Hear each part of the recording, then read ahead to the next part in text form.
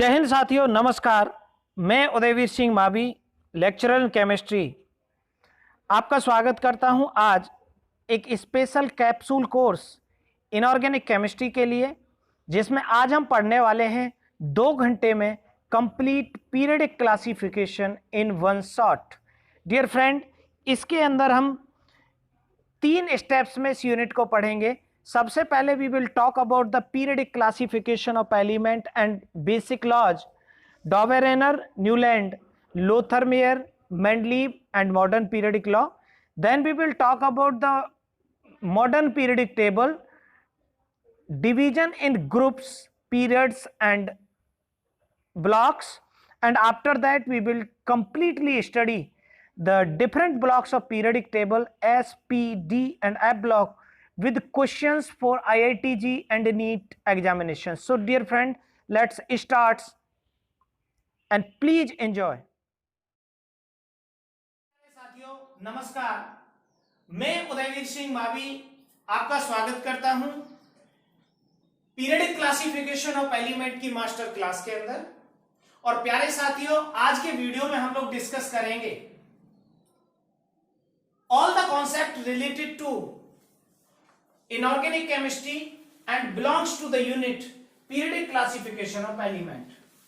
Periodic classification of element basically the third unit of class 11th by the name classification of element and periodicity in properties. But dear friend, it is not a unit only. Most of the concept belongs to the inorganic chemistry we study in the periodic classification of element.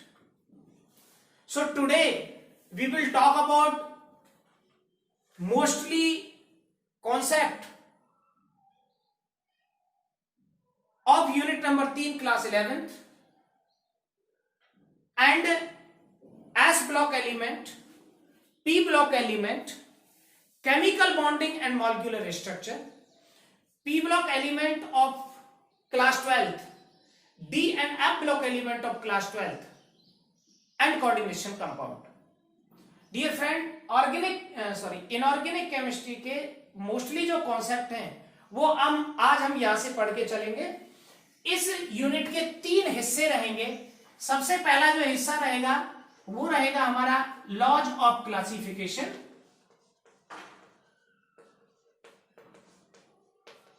Laws of classification में जो पहला attempt था classification का, which is done by J.E. Dobereiner, और उन्होंने दिया था tried law. Second classification जो दिया था वो दिया था न्यूलैंड ने, ऑक्टेव लॉ। तीसरा एक लॉ दिया था डॉवेरेनर ने, डॉवेरेनर कर्व, और डॉवेरेनर के कर्व बेस्ड थे density is equal to mass upon volume. तो वो वॉल्यूम और डेंसिटी के कर्व थे जो लोथरमेयर ने दिए थे। उसके बाद जब first systematic classification of element is done bye Dmitry Mendeleev, तो हम मेंडलीव का क्लासिफिकेशन का जो लॉ था उसको देखेंगे।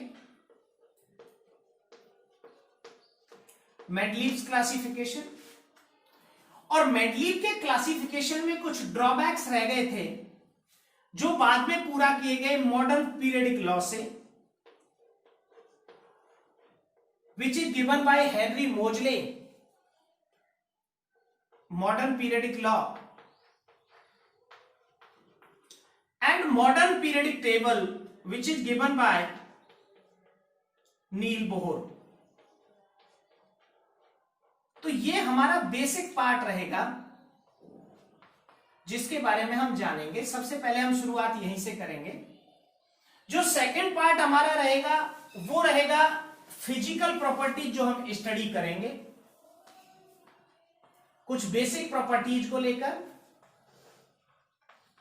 और जिसमें मेन जो 3 प्रॉपर्टीज हमारी रहेंगी वो रहेगी atomic radii, ionisation potential and electronegativity. ये वो प्रॉपर्टी हैं जिनसे बहुत सारी प्रॉपर्टी डिसाइड होंगी।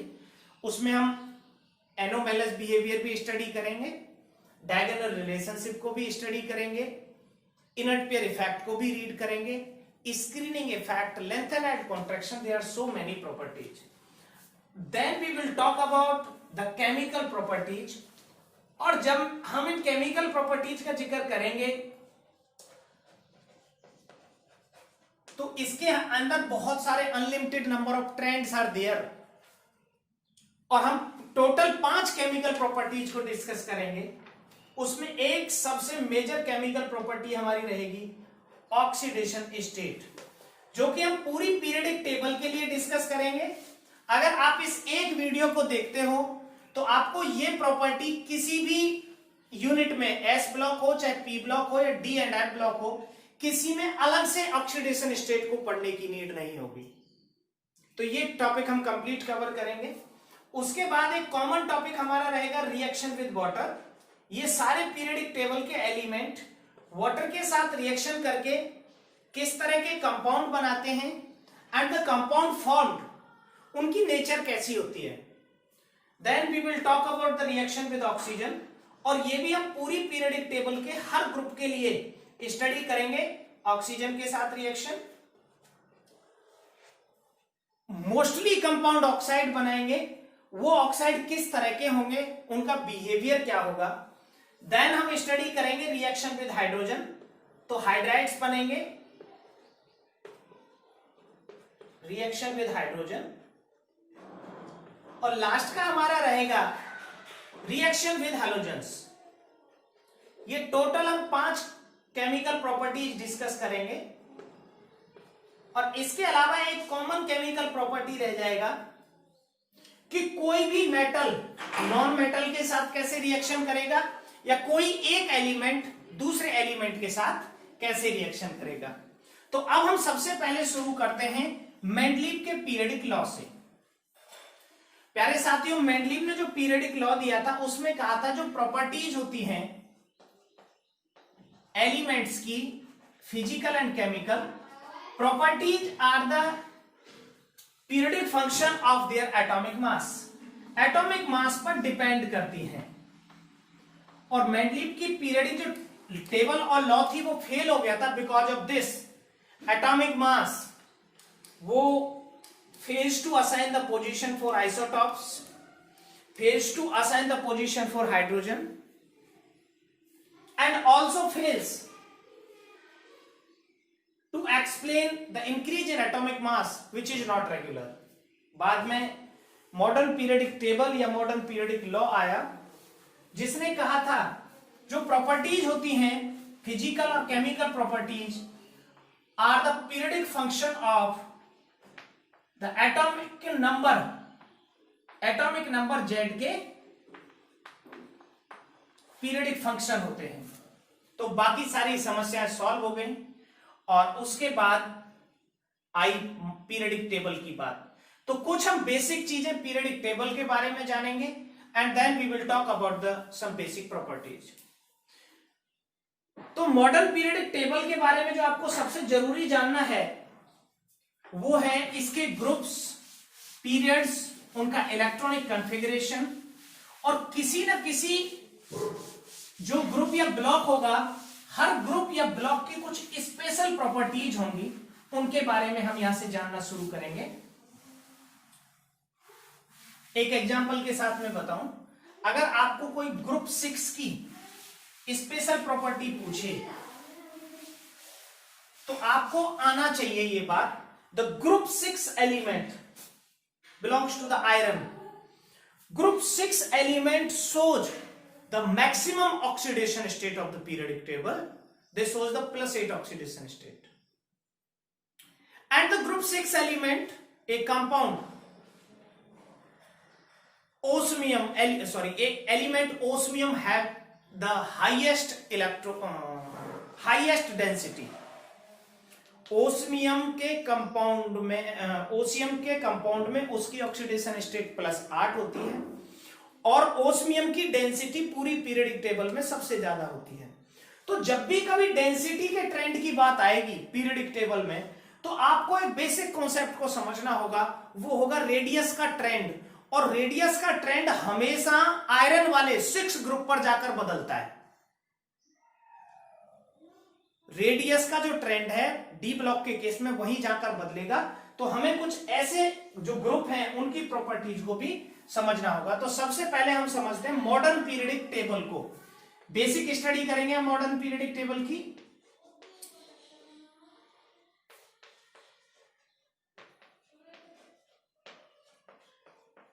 और सबसे पहली जो बेसिक बात है वो ये है, मॉडर्न पीरियडिक टेबल में 7 पीरियड्स होते हैं। Period number 1 2 3 4 5 6 7। पीरियड नंबर 1 के अंदर सिर्फ 2 एलिमेंट होते हैं। पीरियड 2 में 8 elements are there and the period 3 have again 8 element. Period 4 have 18 element. Period 5 have 18 element.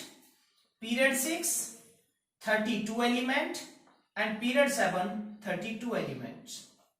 अब हम यहां से एक बात को समझते हुए चलेंगे। पूरी इनऑर्गेनिक केमिस्ट्री का जो एक सबसे इंपॉर्टेंट कॉमन टॉपिक रहेगा वो रहेगा इलेक्ट्रॉनिक कॉन्फ़िगरेशन।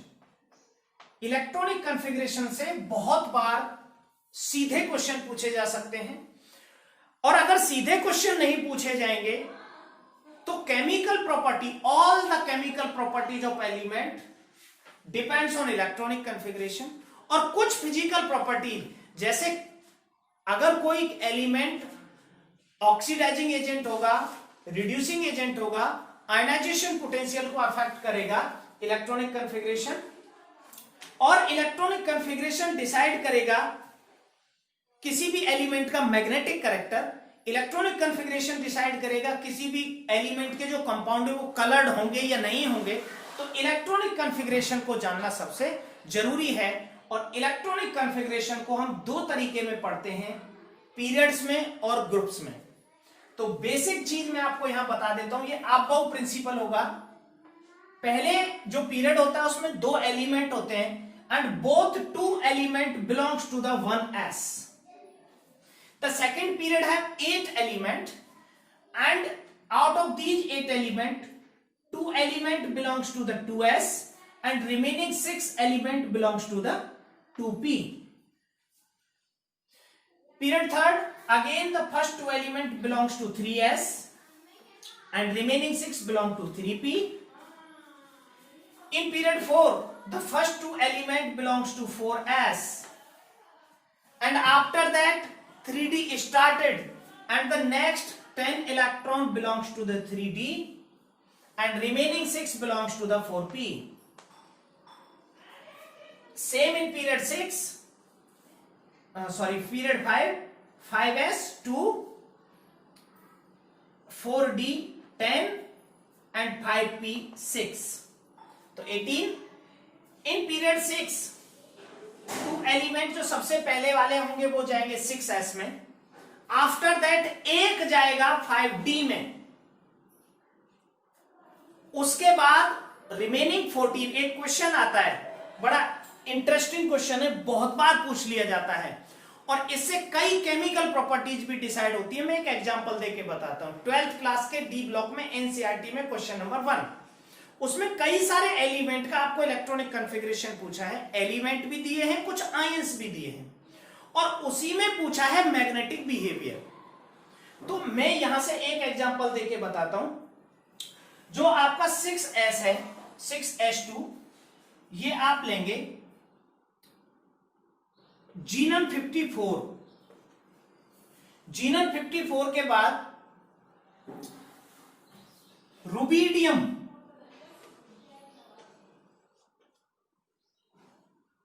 55, रुबिडियम 65 ही है ना, या सॉरी 37,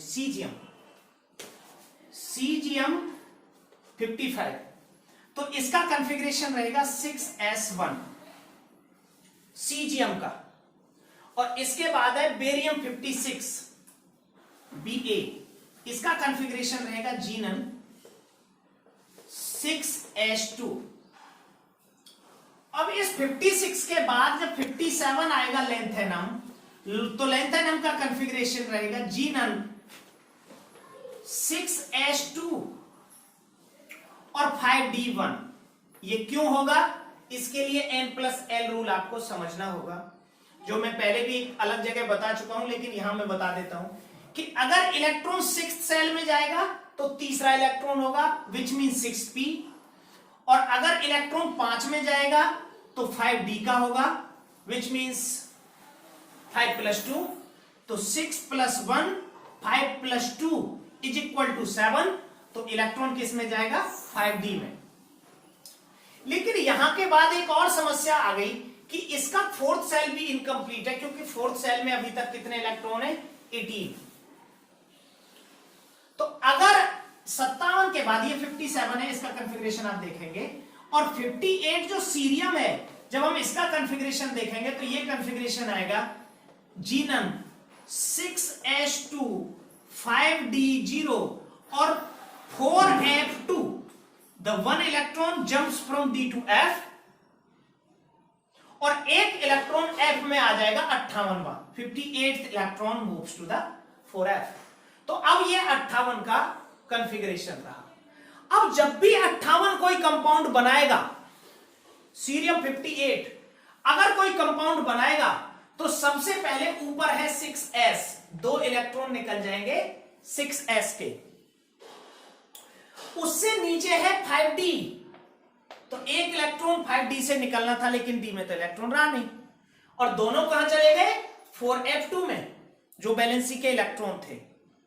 तो जो f का एक इलेक्ट्रॉन था अपना, वो तो जाएगा निकल, लेकिन उससे पहले वो कहां जाएगा d में। तो अब अगर f block element, all the 14 f block element, अगर इलेक्ट्रॉन निकालने की बात आएगी तो वो 2 इलेक्ट्रॉन s के निकालेंगे और एक इलेक्ट्रॉन किससे निकालेंगे d से, जो कि एक्चुअल में d से किस में गया था वापस f में, क्योंकि f का जैसे हम नीचे की ओर जाएंगे तो f is the more nearer to the nucleus and have the strong force of attraction, so we can not remove easily, हम उसे आसानी से रिमूव नहीं कर सकेंगे। तो जो इलेक्ट्रॉन निकल के जाएगा वो निकल के जाएगा यहां से, that is by all the f block element shows the most common oxidation state +3, all the f block element, because एक इलेक्ट्रॉन d का निकलेगा, 2 s के निकलेंगे, और क्योंकि f n-2 में है and n-2 is the more nearer to the nucleus, so it is very difficult to remove one electron from the n-2. That is why the f block element shows +3 common oxidation state and they form mostly compound in +3 oxidation state. अगर cerium +4 कहीं आता है, एक question है what is the electronic configuration and magnetic behavior of Ce+4, तो cerium +4 से निकालो, 2 निकालो 6s2 से, क्योंकि सबसे ऊपर वही है, पहले वहीं से जाएंगे, और उसके बाद एक निकलेगा f से, एक d में जाएगा, एक d से निकलेगा पहले, तो 2 + 1 + 1 इज इक्वल टू 4, तो टोटल कॉन्फ़िगरेशन रह जाएगा xenon which is equal to inert gas, all the electrons are paired, so Ce+4 form diamagnetic and colourless compound. आगे चलते हैं, ये मैंने एक एग्जांपल दिया था इलेक्ट्रॉनिक कॉन्फ़िगरेशन के बेसिक क्वेश्चंस का। ऐसा क्वेश्चन पूछ लिया जाएगा what is the general electronic configuration of lanthanoid elements, ऐसे क्वेश्चन नीट में पूछ लिए जाते हैं। जनरल इलेक्ट्रॉनिक कॉन्फ़िगरेशन क्या रहेगा लैंथेनॉइड्स का, ये रहेगा जीनन 6s2 5d021 xe 6s2 5d021 और 4f 1 to 14, और इसमें भी 2 एक्सेप्शनल इलेक्ट्रॉनिक कॉन्फ़िगरेशन रहेंगे, गैडोलिनियम 64 का रहेगा, जो हम बाद में डिस्कस करेंगे, back to the periods of periodic table. तो 6 पीरियड में सबसे पहले 6s2 आएगा, फिर 6s2 का मतलब हो गया 56, उसके बाद 57th इलेक्ट्रॉन d में जाएगा और d होगा वो 5 का, लेकिन उससे पहले भर जाएंगे 4f14, then 5d10, then 6p6, तो ये टोटल 32 हो जाएंगे। And same in case of 7th period, पहले 2 इलेक्ट्रॉन 7s2 में जाएंगे रेडॉन के बाद के, जिसमें फ्रेंसियम और रेडियम रहेगा। यहां पर हम 55 56 लिए थे, वहां लेंगे 87 88 और 89 जो होगा वो जाएगा 6D में 61 और 61 के बाद जो 90 आएगा वो आएगा एक्टीनियम AC एक्टीनियम और एक्टीनियम के बाद जो 89 एक्टीनियम होगा उसके बाद थोरियम 90 का सेम कॉन्फ़िगरेशन रहेगा जो इसका था Rn रडान 7s2 6d0 और 5f2। तो इसकी भी जो थोरियम की ऑक्सीडेशन स्टेट रहेगी वो सेम रहेगी सीरियम के। तो इस तरह से आपके सारे पीरियड वाइज इलेक्ट्रॉनिक कॉन्फ़िगरेशन होता है 7s2 5f14 6d10 और 7p6। ये आपके पीरियड, यही अबाउट प्रिंसिपल है, यही सारे पीरियड्स हैं। इस तरह इलेक्ट्रॉन फिल होंगे 1s के बाद 2s और यही n+l रूल भी है। 2s के बाद 2p, 2p के बाद 3s, 3s के बाद 3p, 3p के बाद 4s, 3d, 4p, 5s, 4d, 5p, 6s, 4f, 5d, 6p और इस तरह से ये अबाउट प्रिंसिपल। ठीक है, और अब हम बात करते हैं पीरियडिक टेबल के ग्रुप्स के बारे में और फिर हम जनरल प्रॉपर्टीज को डिस्कस करेंगे। उसमें एक नहीं 2 प्रॉपर्टीज डिस्कस हो जाएंगी अभी। इसी के साथ इलेक्ट्रॉनिक कॉन्फ़िगरेशन खत्म हो जाएगा और वैलेंसी भी डिस्कस हो जाएगी। Then we will talk about the another properties. तो अब बात करते हैं हमारी पीरियडिक टेबल में जो टोटल ग्रुप्स हैं वो 18 हैं। जो मॉडर्न पीरियडिक टेबल है कंटेन्स 18 ग्रुप और अब हम बात करेंगे उन 18 ग्रुप्स की एक एक करके और कुछ प्रॉपर्टीज ग्रुप वाइज हम साथ की साथ बताते चलेंगे। उसमें एक प्रॉपर्टी होगी सबसे इंपॉर्टेंट, वो होगी इलेक्ट्रॉनिक कॉन्फ़िगरेशन विच डिसाइड्स और affect the many properties physical as well chemical.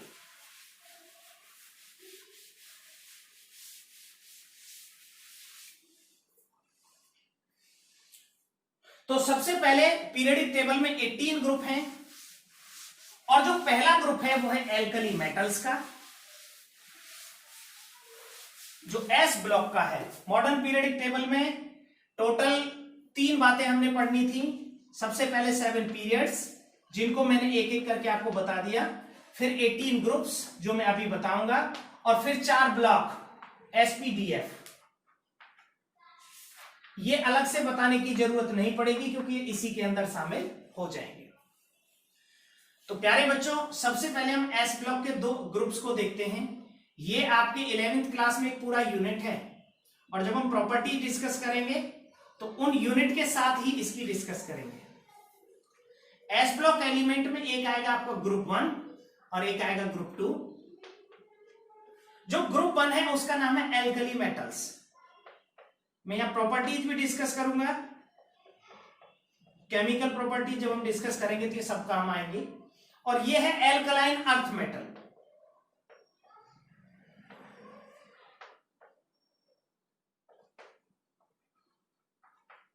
इसमें मैं हाइड्रोजन को नहीं लिख रहा हूं। Lithium, sodium, potassium, rubidium, caesium, francium, ये आपका हो जाएगा 2, 3, 4, 5, 6 और 7। हाइड्रोजन को हमने अलग कर दिया। यहां होगा बेरिलियम, मैग्नीशियम, कैल्शियम, स्ट्रोंसियम, बेरियम और रेडियम 88। ये हमारे एस ब्लॉक के एलिमेंट हैं। इन एस ब्लॉक एलिमेंट का जनरल इलेक्ट्रॉनिक कॉन्फ़िगरेशन इस वाले का होगा NS1 और इस वाले का होगा NS2। अब हम कुछ प्रॉपर्टीज को यहीं से डिस्कस करना शुरू करते हैं जो हमें बाद में भी करनी थी करने को, तो लेकिन यहीं से शुरू करते हैं।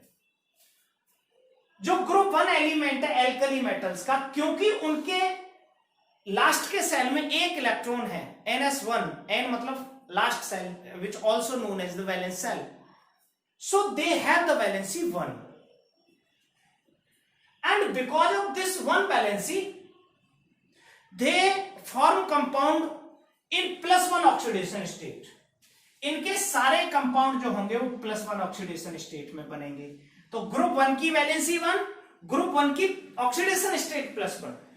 अगर इसकी वैलेंसी 1 है तो क्योंकि जब ये कंपाउंड बनाएंगे तो वैलेंसी के अकॉर्डिंग डिसाइड होंगे, तो ग्रुप 1 के अगर मैं हाइड्राइड की बात करूं, वैसे तो कोई बनाता नहीं है एक्सेप्ट लिथियम, तो इनके हाइड्राइड का फॉर्मूला रहेगा EH, एक वैलेंसी है। इनके हैलाइड का फॉर्मूला रहेगा EX, जैसे LiCl, NaCl, KCl, RbCl, CSCl, FrCl। इनके ऑक्साइड का फॉर्मूला रहेगा E2O, एग्जाम्पल के लिए Li2O, Na2O, K2O, Rb2O, CH2O और Fr2O।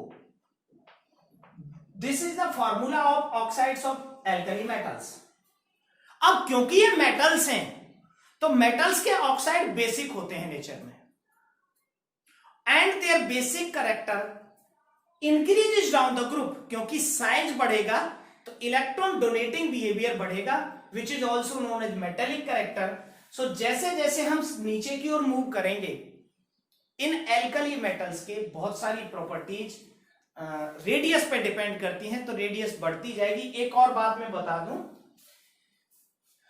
एल्कली मेटल्स अपने पीरियड के अंदर they have the largest size, उनका साइज सबसे बड़ा होता है, क्योंकि when we move across a period from left to right size decreases, तो इनका साइज सबसे बड़ा होता है। बाकी एल्कली मेटल्स की जो बेसिक प्रॉपर्टीज हैं उनके बारे में हमें जानना है। ये वाटर के साथ रिएक्शन करते हैं, highly reactive to the water, and their reactivity increases down the group, क्योंकि मेटल्स की रिएक्टिविटी का मतलब होता है इलेक्ट्रॉन डोनेटिंग बिहेवियर। इनमें भी जो लिथियम है वो सबसे बेस्ट रिड्यूसिंग एजेंट माना जाता है, क्योंकि इसकी हाइड्रेशन एंथैल्पी सबसे ज्यादा होती है। तो इसके लिए आपको एक टर्म हाइड्रेशन को भी समझना होगा, बाद में डिस्कस करेंगे क्योंकि हम टॉपिक से भटक जाएंगे, लेकिन डिस्कस जरूर करेंगे। Hydration enthalpy decides the oxidising and reducing power of element and also decides the solubility of an element. किसी भी एलिमेंट के जो कंपाउंड्स होते हैं उसकी सॉल्युबिलिटी को हाइड्रेशन एंथैल्पी डिसाइड करता है। तो ये हमारे ग्रुप 1 और ग्रुप 2 हैं। इनके general electronic configuration NS1 NH2, valency 1 valency 2, oxidation state +1 और ऑक्सीडेशन स्टेट +2। ये एल्कली मेटल्स के कंपाउंड हैं। एल्कलाइन अर्थ मेटल्स के कंपाउंड में सिर्फ इतना सा डिफरेंस आएगा कि इसके हाइड्राइड हो जाएंगे EH2 और इसके जो हैलाइड हो जाएंगे वो हो जाएंगे EX2, और इसके जो ऑक्साइड हो जाएंगे वो हो जाएंगे EO, जैसे BeO, MgO, CaO, और इसके जो हाइड्रोक्साइड हो जाएंगे वो हो जाएंगे EOH2। ये इसके हाइड्रोक्साइड्स का फॉर्मूला रहेगा। इसके हाइड्रोक्साइड भी बेसिक होते हैं और उसके हाइड्रोक्साइड भी बेसिक होते हैं। सभी मेटल्स के, और मैं ये कहूं मेटल्स के नहीं, इसको मैं केमिकल प्रॉपर्टीज में भी बहुत अच्छी तरह आपको बताऊंगा एग्जांपल्स के साथ। All the elements of periodic table form oxide when they react with oxygen, all the element, and all the element of periodic table when react with oxygen to form oxides, and these oxide react with water to form hydroxide, and the hydroxide of metals are basic in nature and hydroxide of non metals are acidic in nature. So the acidic character of hydroxide or oxide decreases left to right when we move in a period, because when we move in a period from left to right, the metallic character decreases and hence the basic character of oxides and hydroxide also decreases. हम इसको another topic के साथ बात करेंगे। प्यारे साथियों, अभी हम नेक्स्ट टॉपिक हमारा जो रहेगा इसी में वो रहेगा ग्रुप्स के अंदर ग्रुप 13 to 18 एलिमेंट की हम बात करेंगे, और जो 13 to 18 एलिमेंट हमारे हैं वो है P ब्लॉक के, ये दोनों S ब्लॉक हैं, और 13 to 18 है हमारे P ब्लॉक एलिमेंट।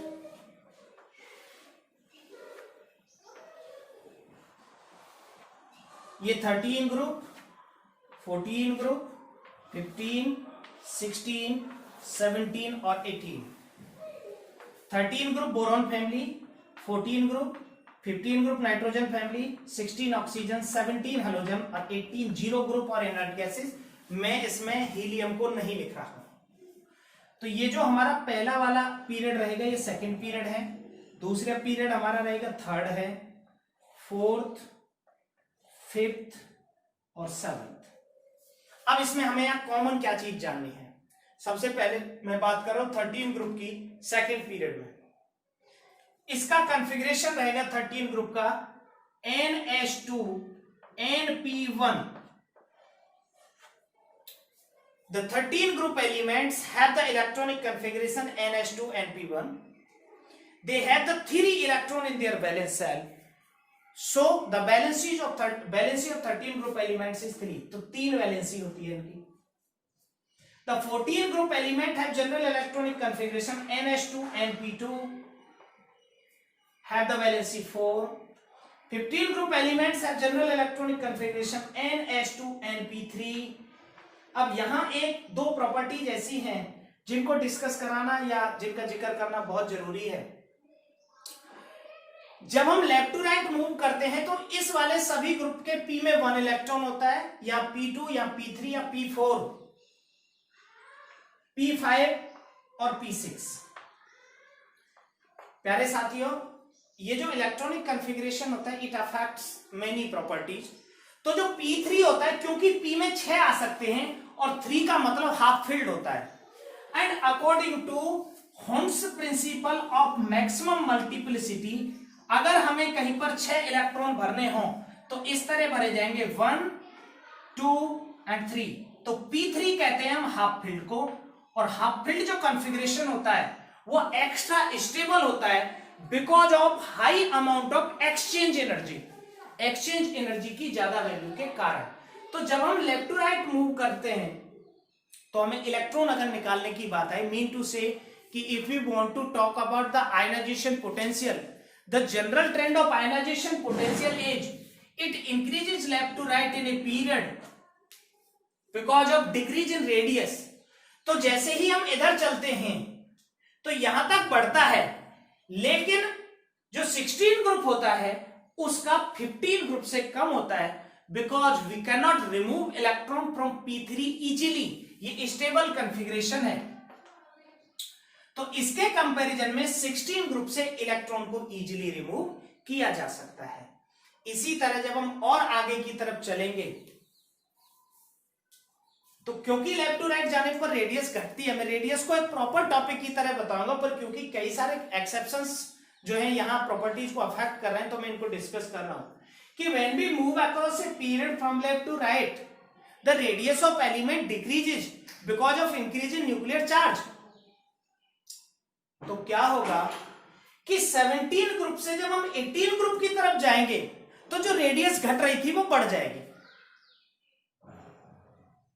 क्योंकि 18 ग्रुप एलिमेंट में मोनो एटॉमिक मॉलिक्यूल्स होते हैं वो, और उनकी वॉन्डरवॉल रेडियस होती है क्योंकि उनका कॉन्फ़िगरेशन होता है P6 which is extra stable. So वो किसी के साथ बॉन्ड नहीं बनाते।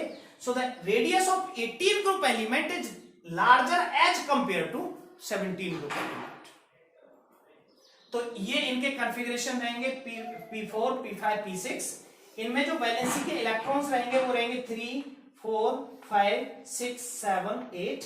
इनकी वैलेंसी रहेगी 3, 4, 3, 2, 1, 0। इनके ऑक्सीडेशन स्टेट को भी हम मेंशन करेंगे। हम इनकी ऑक्सीडेशन स्टेट रहेगी जनरली तो +3, लेकिन इन केस जो अपर एलिमेंट है क्योंकि उसमें थोड़ा सा नॉन मेटेलिक कैरेक्टर भी होगा, कुछ ऐसे बेसिक्स होंगे जिनको मैं ना बताऊं फिर भी आपको माइंड में रखने हैं। मेटेलिक कैरेक्टर कहां से कहां घटेगा, कौन अच्छा मेटल है कौन नॉन मेटल है, ये वाला। तो जनरली इनकी +3 होगी, बट अगर मैं बोरॉन की बात करूं तो बोरॉन -3 भी शो कर सकता है। 14 ग्रुप एलिमेंट की -4 से लेकर और +4 तक ऑक्सीडेशन स्टेट होती है, and the 15 group element shows oxidation state from -3 to +5। Generally इसकी 3 ऑक्सीडेशन स्टेट होती है, -3, +3 +5। अब यहां एक इंपॉर्टेंट क्वेश्चन आता है which is applicable to all whole the periodic table, not specially from S block, from D और फॉर पी ब्लॉक एलिमेंट, कि when we move across a group from top to bottom, किसी भी group में जब हम top to bottom move करेंगे, the stability of any particular oxidation state increases, ऊपर से नीचे जाने पर। अगर मैं 15 ग्रुप की भी बात करूं तो जो मैक्सिमम ऑक्सीडेशन स्टेट है +5, उसकी स्टेबिलिटी ऊपर से नीचे जाने पर बढ़ेगी। लेकिन जो लोएस्ट एलिमेंट होता है उसमें इनर्ट पेयर इफेक्ट हो जाता है एंड इट्स जो ऑक्सीडेशन स्टेट +5 है वो चेंजेस टू +3, और जब वो +3 में जाता है तो वो 2 इलेक्ट्रॉन एक्सेप्ट करता है, और जो एक्सेप्ट करता है उसका रिडक्शन होता है, और जो एलिमेंट रिड्यूस होते हैं वो are the good oxidising agent. So the lower member of group 15 element, lower member of group 14, lower member of group 13, group 16 and 17 elements are good oxidizing agent in their maximum oxidation state because of inert pair effect। जैसे इसका जो lowest element है वो bismuth है, इसका जो lowest element है वो लेड है Pb, तो अगर लेड +4 में होगा तो गुड ऑक्सीडाइजिंग एजेंट, बिस्मथ +5 में होगा तो गुड ऑक्सीडाइजिंग एजेंट, और पोलोनियम अगर +6 में होगा तो good oxidising agent. And this is all because of inert pair effect. तो यहां मैं इनर्ट पेयर इफेक्ट को भी एक्सप्लेन कर देता हूं क्योंकि बाद में हम इस टॉपिक को नहीं लेंगे, क्योंकि पी ब्लॉक एलिमेंट का इलेक्ट्रॉनिक कॉन्फ़िगरेशन होता है NH2 NP126 P block element का। अब जब बॉन्डिंग होती है, ये NH2 हो गया, तो हमें इस एक इलेक्ट्रॉन को मैक्सिमम बॉन्डिंग के लिए अनपेयर करा के नेक्स्ट ऑर्बिटल में भेजना होता है। अगर 5 बॉन्ड बनाने हैं तो इसको उठाकर डी में भेजना पड़ेगा। जब इसको हम डी में भेजेंगे तभी हमारे पास 5 इलेक्ट्रॉन्स हो पाएंगे अवेलेबल फॉर बॉन्डिंग।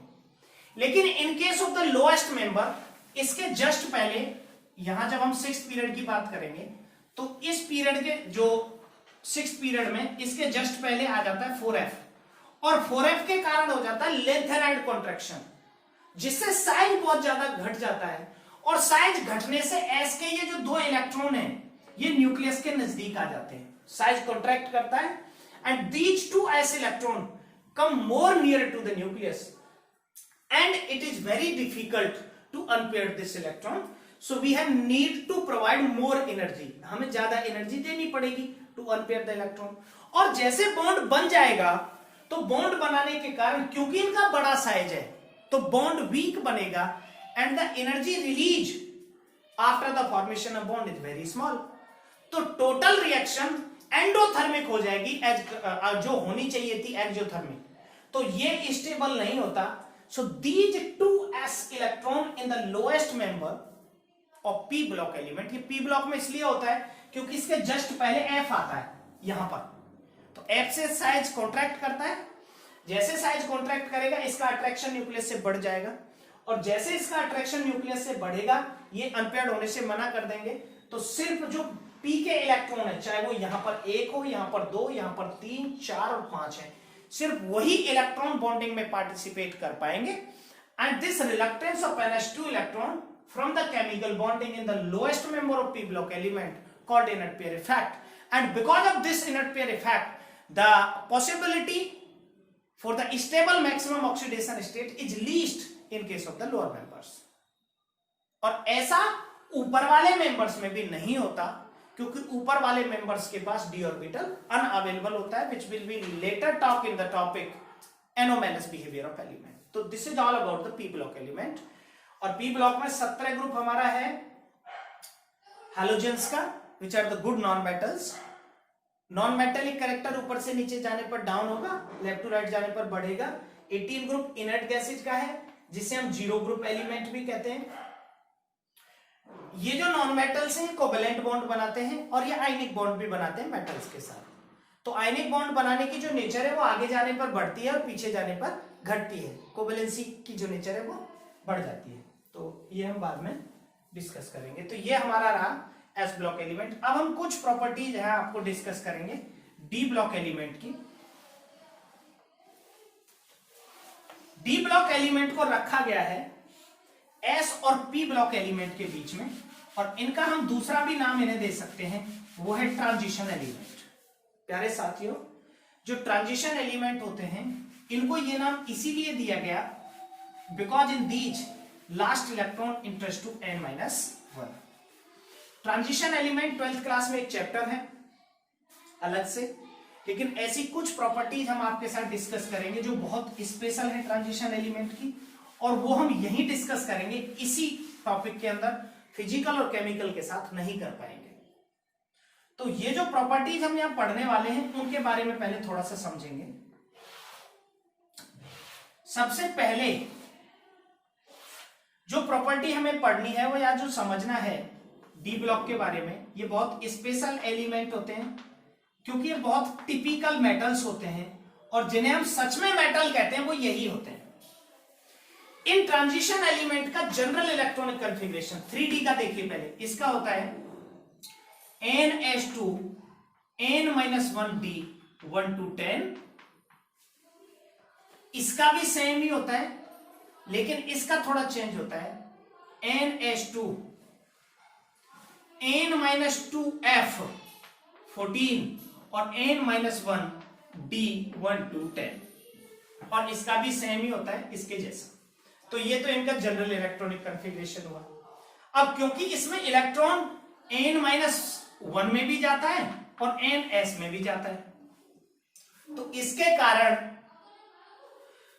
जो n-1 का d है, ns ऊपर है और n-1 का d यहां है नीचे। अब क्योंकि इलेक्ट्रॉन यहां जा रहा है, तो यहां वाला जो इलेक्ट्रॉन है और बाहर वाले जो इलेक्ट्रॉन है, आउटर मोस्ट इलेक्ट्रॉन, उनमें आपस में रिपल्सन होगा, and this repulsion is known as screening effect. तो when we move across a period from left to right in case of D block element, जैसे जैसे n-1 में इलेक्ट्रॉन की नंबर बढ़ती जाएगी वैसे वैसे फोर्स ऑफ रिपल्सन बढ़ता जाएगा, और इस रिपल्सन के कारण उसकी रेडियस भी अफेक्ट होगी, उसकी डेंसिटी भी अफेक्ट होगी, उसका आयनाइजेशन पोटेंशियल भी अफेक्ट होगा, ऑक्सीडाइजिंग रिड्यूसिंग पावर्स भी अफेक्ट होंगी। So these transition element in case of transition element the periodicity and properties is not similar to the S block and P block element. तो इनको हम अलग से study करते हैं क्योंकि इनकी प्रॉपर्टी उनसे मैच ही नहीं करेगी, और उसकी बेसिक जो थीम है वो यही है कि इसमें इलेक्ट्रॉन जब n-1 में जाता है तो वो n के s इलेक्ट्रॉन को रिपेल करता है, and this repulsion is called screening effect. अब रेडियस का जनरल ट्रेंड क्या था? When we move across a period from left to right, radius decreases, this is the general trend, क्योंकि nuclear charge बढ़ेगा। But in case of D block element, जैसे हम पहले element में गए रेडियस डिक्रीज हुई, दूसरे एलिमेंट में गए फिर से रेडियस डिक्रीज हुई, लेकिन कम डिक्रीज हुई, तीसरे एलिमेंट में गए फिर भी डिक्रीज हो रही थी, लेकिन चौथे एलिमेंट पर जाकर वो रेडियस कांस्टेंट हो गई। क्यों? क्योंकि वह दो फोर्स एक साथ काम कर रहे थे। एक फोर्स ऐसा जो रेडियस को घटाने का काम कर रहा था, वो था इलेक्ट्रॉन और न्यूक्लियस के बीच का अट्रैक्शन फोर्स, ये वाला, और एक फोर्स ऐसा जो उसको बढ़ाने का काम कर रहा था, n-1 d और ns इलेक्ट्रॉन के बीच का रिपल्सन, इसको स्क्रीनिंग इफेक्ट कहते हैं। These two forces works parallelly.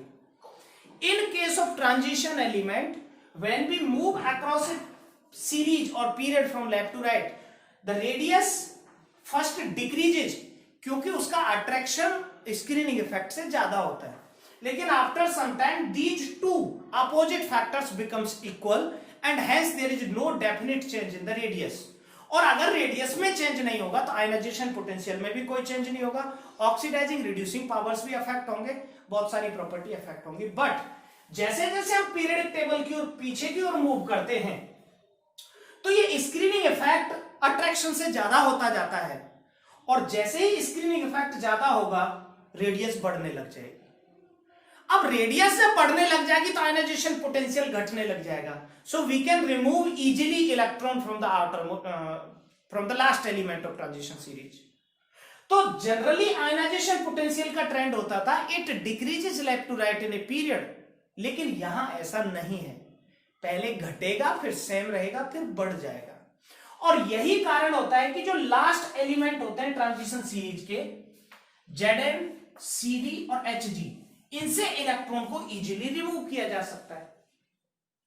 अब अगर इनसे इलेक्ट्रॉन को इजीली रिमूव किया जाएगा, क्योंकि इनका साइज बढ़ रहा है, तो साइज बढ़ने पर फोर्स ऑफ अट्रैक्शन कम होते हैं. और साइज बढ़ रहा है तो साइज बढ़ने पर वॉल्यूम क्या होगा, बढ़ जाएगा. वॉल्यूम बढ़ जाएगा तो डेंसिटी क्या होगी, कम हो जाएगी. So these three element of transition series, last element है, have the lowest density in their respective series. अपनी सीरीज के अंदर सबसे कम डेंसिटी इनकी होगी because of increase in radius. और सबसे कम डेंसिटी का असर यह होता है कि जो Hg होता है, क्योंकि इसकी तो रेडियस सबसे ज्यादा है, तो ये तो रूम टेम्परेचर पर लिक्विड होता है. तो ओनली मेटल Hg जो होता है which is liquid at room temperature only because of least force of attraction, come force of attraction के कारण, जिसको इंथैल्पी ऑफ एटमाइजेशन एक टॉपिक से एक्सप्लेन किया गया. मैं थोड़ा सा आपको इसको बाद में जिक्र करूंगा. एक दो और प्रॉपर्टी में जो ट्रांजिशन एलिमेंट की आपको जिक्र करना चाहता हूं कि लेफ्ट टू राइट जब हम जाते हैं तो रेडियस पहले सेम रहती है, पहले घटती है, फिर सेम रहती है, फिर बढ़ जाती है. जैसे ही हम 5D में गए, ये है 3D फर्स्ट ट्रांजिशन सीरीज, ये 4D और ये 5D. यहां पर n-2 में 14 एलिमेंट आ गए लेंथेनॉइड्स n-2 में, and n-2 is the more nearer to the nucleus. यहां पर है आपका ns, ये n-1 और ये n-2, तो यहां पर 14 4f इलेक्ट्रॉन ऐड हो गए. और ये 14 4f इसलिए न्यूक्लियस के नजदीक हैं, तो अट्रैक्शन का फोर्स बहुत ज्यादा हो जाएगा. And because of presence of these 14 4f elements, attraction ज्यादा होगा, रेडियस अचानक घट जाएगी. And because of this sudden and large decrease in the radius of 5D elements called lanthanide contraction. तो रेडियस का एक ट्रेंड ये भी है कि यहां पर लेंथेनाइड कॉन्ट्रैक्शन हो जाता है 5D में. और लेंथेनाइड कॉन्ट्रैक्शन इतना ज्यादा होता है कि जितनी रेडियस यहां से यहां बढ़ी थी 4D से 5D जाने में, सेल बढ़ने से, उतनी ही रेडियस पीछे जाने पर घट गई. And that is why these two series, कौन सी सीरीज, 4D और 5D, have nearly similar radius, similar density, similar melting and boiling points. और in one word एक क्वेश्चन पूछा भी गया एक बार कि why the 4D and 5D elements have same property, और एक इसका जो सेकंड एलिमेंट है 4D सीरीज का वो है जिरकोनियम और 5D का है हैफनियम. तो क्वेश्चन पूछा गया था why zirconium Zr and hafnium have similar property. तो आंसर बहुत सरल है, वही लेंथेनाइड कॉन्ट्रैक्शन. अब इसका एक पॉइंट और मैं डिस्कस करना चाहूंगा, जो कई बार जब हम कॉन्सेप्ट पढ़ते हैं तो सीरियसली हमारे माइंड से आता ही नहीं कि ऐसा हो भी सकता है. जब हम इस 6 पीरियड में लेफ्ट टू राइट चले, तो क्योंकि यहां पर रेडियस अचानक से घट गई थी, फिर वो रिपल्सन का फोर्स लगेगा, फिर धीरे धीरे रेडियस बढ़ती जाएगी. अब हम यहां पर आ जाएंगे, ये हमारा पी ब्लॉक आएगा इसके जस्ट बाद. तो पी ब्लॉक के केस में क्या देखने को मिल रहा था कि ऊपर से नीचे जाने पर रेडियस बढ़ रही थी, there is rise in radius, और ये मतलब मेजरेबल राइज, क्योंकि सेल बढ़ती है. लेकिन जैसे ही हम 5p से और 6p की ओर मूव किए, तो अचानक से जो रेडियस में राइज था वो बहुत कम हो गया, क्योंकि जस्ट पहले लेंथेनाइड कॉन्ट्रैक्शन हुआ था. जो 5D एलिमेंट्स होते हैं उनमें हो जाता है लेंथेनाइड कॉन्ट्रैक्शन, और उस लेंथेनाइड कॉन्ट्रैक्शन की वजह से जो साइज घटता है वो साइज 4D 5D का सिमिलर हो जाता है. जैसे ही हम पी ब्लॉक में जाते हैं 13 ग्रुप में, तो 13 ग्रुप एलिमेंट की बहुत सारी प्रॉपर्टी इससे अफेक्टेड होती है। जब हम 13 ग्रुप में ऊपर से नीचे मूव करते हैं तो रेडियस बढ़ती है बिकॉज नंबर ऑफ सेल्स बढ़ते हैं। लेकिन जैसे ही हम 4p के बाद 5p में जाते हैं और 5p के बाद 6p में मूव करते हैं तो जो रेडियस बढ़नी चाहिए थी ज्यादा वो बहुत कम बढ़ती है। और इस लेस इंक्रीज होने की वजह से रेडियस में जो डेंसिटी है, क्योंकि वॉल्यूम कम बढ़ेगा तो डेंसिटी ज्यादा बढ़ेगी, तो डेंसिटी अचानक से बढ़ जाती है। तो जो मेल्टिंग बॉइलिंग पॉइंट में चेंज आते हैं ट्रेंड में वो ज्यादा होते हैं बिकॉज ऑफ दिस लेंथेनर्ड कॉन्ट्रैक्शन। अब हम बात करेंगे ट्रांजिशन एलिमेंट्स की कुछ और प्रॉपर्टीज के बारे में। हमने जो ट्रांजिशन एलिमेंट के जिक्र किया वो मेनली हमारा फोकस अब तक था इलेक्ट्रॉनिक कॉन्फ़िगरेशन और कुछ और प्रॉपर्टीज के साथ। लेकिन कुछ और प्रॉपर्टी आप देखें ट्रांजिशन एलिमेंट की, ऑक्सीडेशन स्टेट को तो कॉमन टॉपिक के साथ डिस्कस करूंगा, लेकिन there are some special properties of transition metals, जिसमें एक प्रॉपर्टी है enthalpy of atomisation delta ATMH। Enthalpy of atomisation वो प्रॉपर्टी होती है ट्रांजिशन मेटल्स की, जब दो मेटल के एटम आपस में कंबाइन करते हैं तो कंबाइन करने पर एक एनर्जी रिलीज होती है which is called enthalpy of atomisation. And enthalpy of atomisation depends on number of unpaired electron in D subshell. तो जैसे हम ट्रांजिशन सीरीज में लेफ्ट टू राइट मूव करते हैं तो पहले वाले के पास D1 कॉन्फ़िगरेशन, दूसरे वाले के पास D2, तीसरे वाले पर D3, चौथे वाले पर D4 कॉन्फ़िगरेशन होता है। तो जैसे जैसे नंबर ऑफ अनपेयर्ड इलेक्ट्रॉन बढ़ते हैं, दो एटम्स के बीच में फोर्स ऑफ अट्रैक्शन बढ़ता जाता है, तो एंथैल्पी ऑफ एटमाइजेशन बढ़ जाती है। तो ट्रांजिशन सीरीज में एंथैल्पी ऑफ एटमाइजेशन का जो जनरल ट्रेंड रहता है वो इस तरह रहता है, पहले बढ़ना, और जब maximum number of unpaired electron आते हैं D5 तक जाते जाते, क्योंकि D5 स्टेबल होता है तो ये अचानक से घटना शुरू हो जाती है एंथैल्पी ऑफ एटमाइजेशन। और जैसे ही D10 कॉन्फ़िगरेशन आता है, जो एक्सचेंज एनर्जी है वो मिनिमम हो जाती है, तो enthalpy of atomisation have least value for Zn Cd and Hg। और इस एंथैल्पी ऑफ एटमाइजेशन की बहुत कम वैल्यू के कारण इन एटम्स के बीच में फोर्स ऑफ अट्रैक्शन बहुत कम हो जाते हैं, और जैसे इनके बीच में फोर्स ऑफ अट्रैक्शन कम होते हैं तो इनके डेंसिटी, मेल्टिंग बॉइलिंग पॉइंट घट जाते हैं। तो एक है एंथैल्पी ऑफ एटमाइजेशन जिससे melting point, boiling point, density depend करेगी, वो maximum number of unpaired electron तक पहले बढ़ेगी फिर घट जाएगी।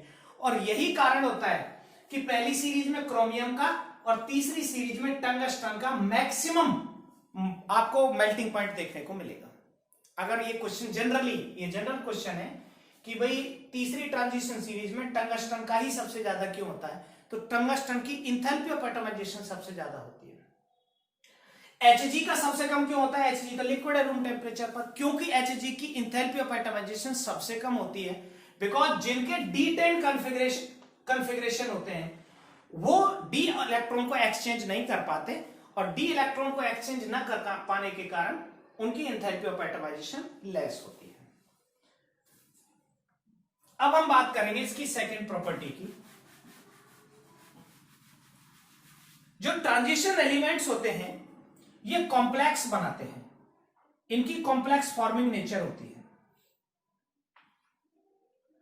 कॉम्प्लेक्स हम कहते हैं कोऑर्डिनेशन कंपाउंड को। जो डी ब्लॉक एलिमेंट होते हैं उनका कॉन्फ़िगरेशन होता है NS122, N-1D 1 to 10, NP0 और ND0। Transition elements have large number of vacant orbitals, and because of this property they have tendency to accept large number of electron pair from electron donating species called ligands and form coordinate bond। अपने इसी behaviour के कारण ये complexes बनाते हैं। एक question है, what happens when copper second salt heated with ammonia, Cu2 positive, ACuSO4 भी हो सकता है, plus 4NH3 is equal to CuNH3 का होल 4, 2 पॉजिटिव। ये कॉम्प्लेक्स है। अब ये क्वेश्चन दो जगह है, डी ब्लॉक में भी है, पी ब्लॉक में भी है।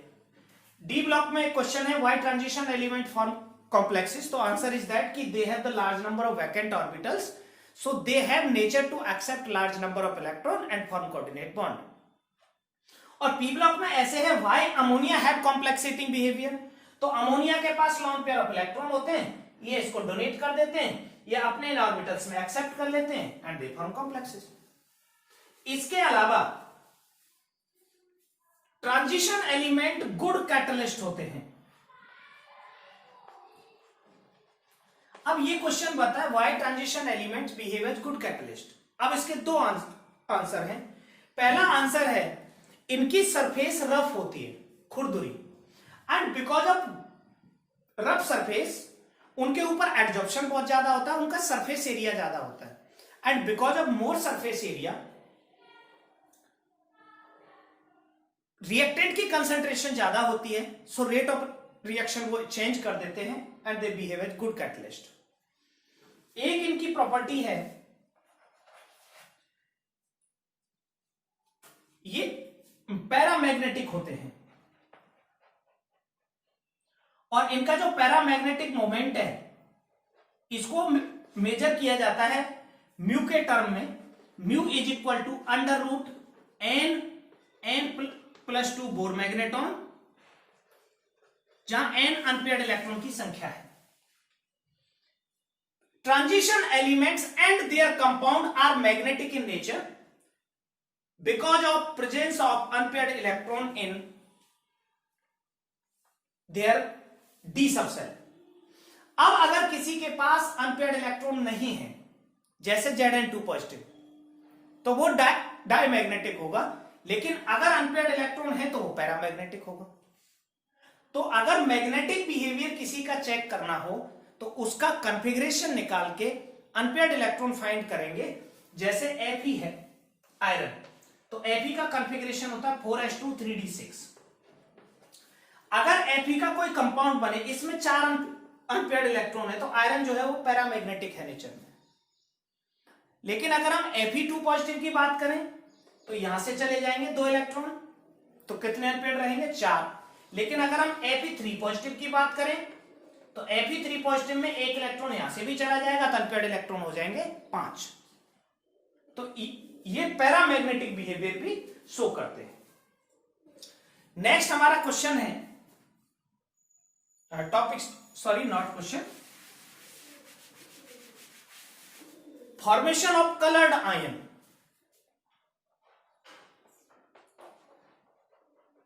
Transition element and their compound are colored in nature, वो colored compound बनाते हैं और उसका रीजन होता है presence of unpaired electron। अब कलर के लिए अलग अलग अलग थ्योरी दी गई थी। जैसे अगर हम कॉपर की बात करें तो जो कॉपर होता है Cu, इसका कॉन्फ़िगरेशन होता है 3d10 और 4s1।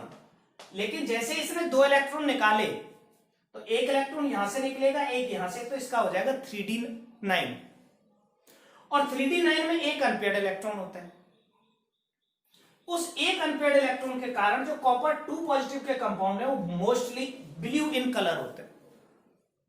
तो transition metals form coloured compound because of presence of unpaired electron. अब इस अनपेयर्ड इलेक्ट्रॉन से क्या हो जाता है ऐसा कि जो डी के अनपेयर्ड इलेक्ट्रॉन है वो जंप करते हैं पी में, एनपी में, और एनपी से जब वो वापस आते हैं n-1 डी के अंदर, they emits the complementary colour, so they form coloured compound.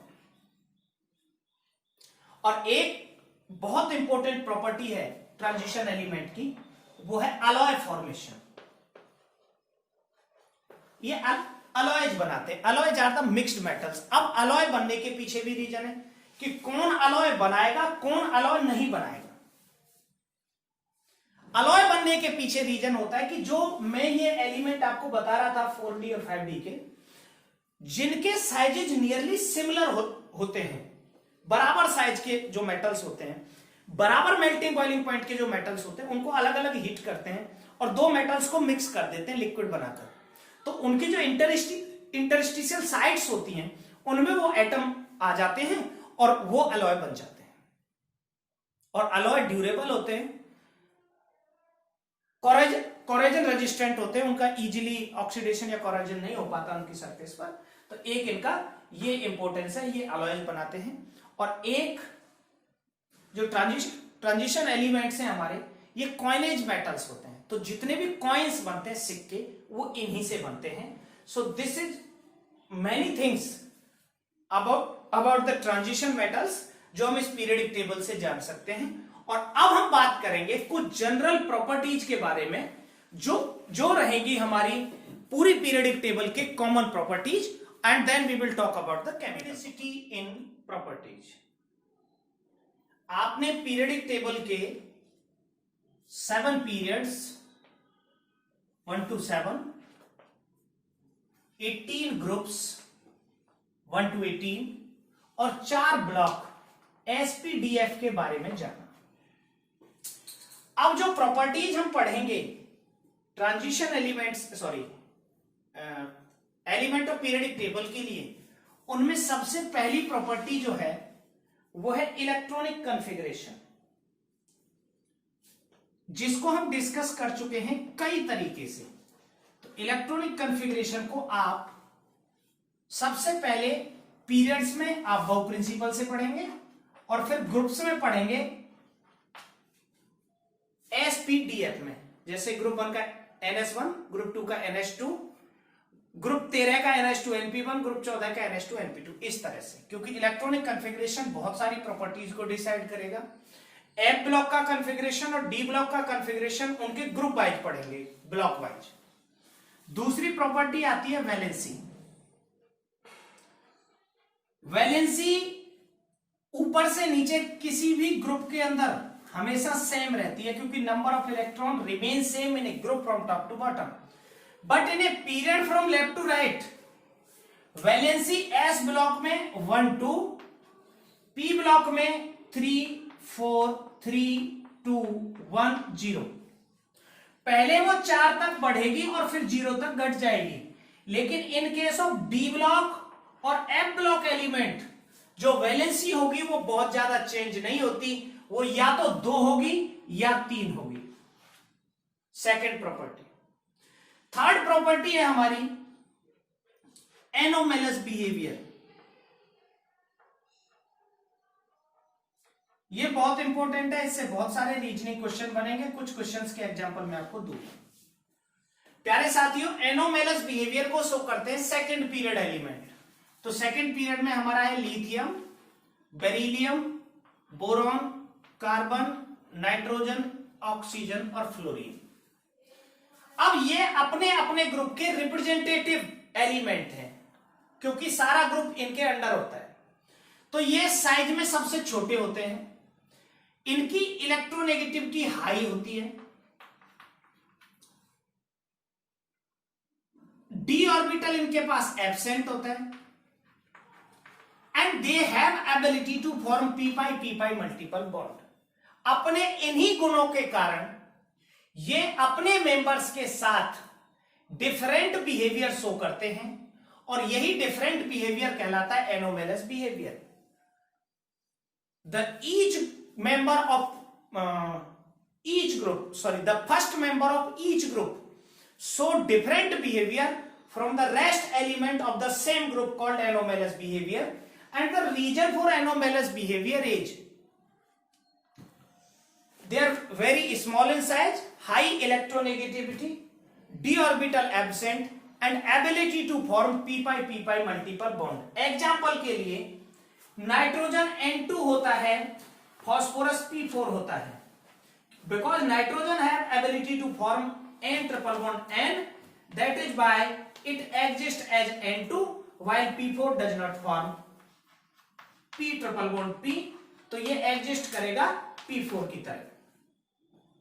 Second बात, nitrogen is a gas while phosphorus is a solid, again same, because it have the multiple strong multiple bond, तो इसके week van der Waals forces होंगे, और इसमें single bond होगा तो इसके जो फोर्सेज होंगे वो वीक वॉन्डरवॉल फोर्सेज नहीं होंगे, तो ये सॉलिड होगा। जनरल ट्रेंड होता है when we move down a group from top to bottom, the density of hydrides increases, तो melting boiling point generally increase होते हैं। लेकिन जब हम नाइट्रोजन से नीचे जाएंगे NH3 के नीचे PH3, तो NH3 का ज्यादा होता है PH3 से, जनरली ट्रेंड होता है ऊपर से नीचे बढ़ता है। बट नाइट्रोजन में हाई इलेक्ट्रोनेगेटिविटी के कारण ये हाइड्रोजन बॉन्ड बना लेते हैं, तो हाइड्रोजन बॉन्ड के कारण जो घटना चाहिए था वो इसका ज्यादा हो जाएगा, बाकी नीचे सेम ट्रेंड फॉलो होगा, ऊपर से नीचे जाने पर बढ़ेगा तो सबका बढ़ेगा। ऐसे ही H2O के केस में होता है, H2O जो होता है वो लिक्विड होता है और H2S जो होता है वो गैस होता है। इसी तरह HF और HCl में होता है, जो HF होता है उसका बॉइलिंग पॉइंट HCl से ज्यादा होता है, क्योंकि इसमें HF में हाइड्रोजन बॉन्डिंग होती है और HCl में नहीं होती। तो एनोमेलस बिहेवियर में जब भी फर्स्ट मेंबर का कंपैरिजन बाकी मेंबर से हो अपने ग्रुप के साथ, तो उसके 4 रीजन हो सकते हैं। उनका साइज बहुत छोटा है, इलेक्ट्रोनेगेटिविटी बहुत ज्यादा है, उनके पास डी ऑर्बिटल एब्सेंट है, जैसे नाइट्रोजन NCl5 नहीं बनाता, लेकिन फास्फोरस जो होता है वो PCl5 बनाता है, क्योंकि phosphorus can extend its valency up to 6। PCl5 जो होगा it exist as PCl4 positive tetrahedral और PCl6 नेगेटिव ऑक्टाहेड्रल की तरह एग्जिस्ट करेगा। तो phosphorus can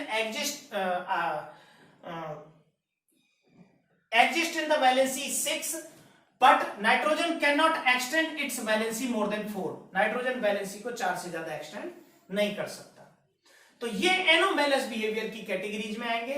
large number of questions are there, लेकिन आपको सिर्फ रीजन्स याद रखने हैं, क्योंकि इनका साइज जो है वो बहुत छोटा होता है।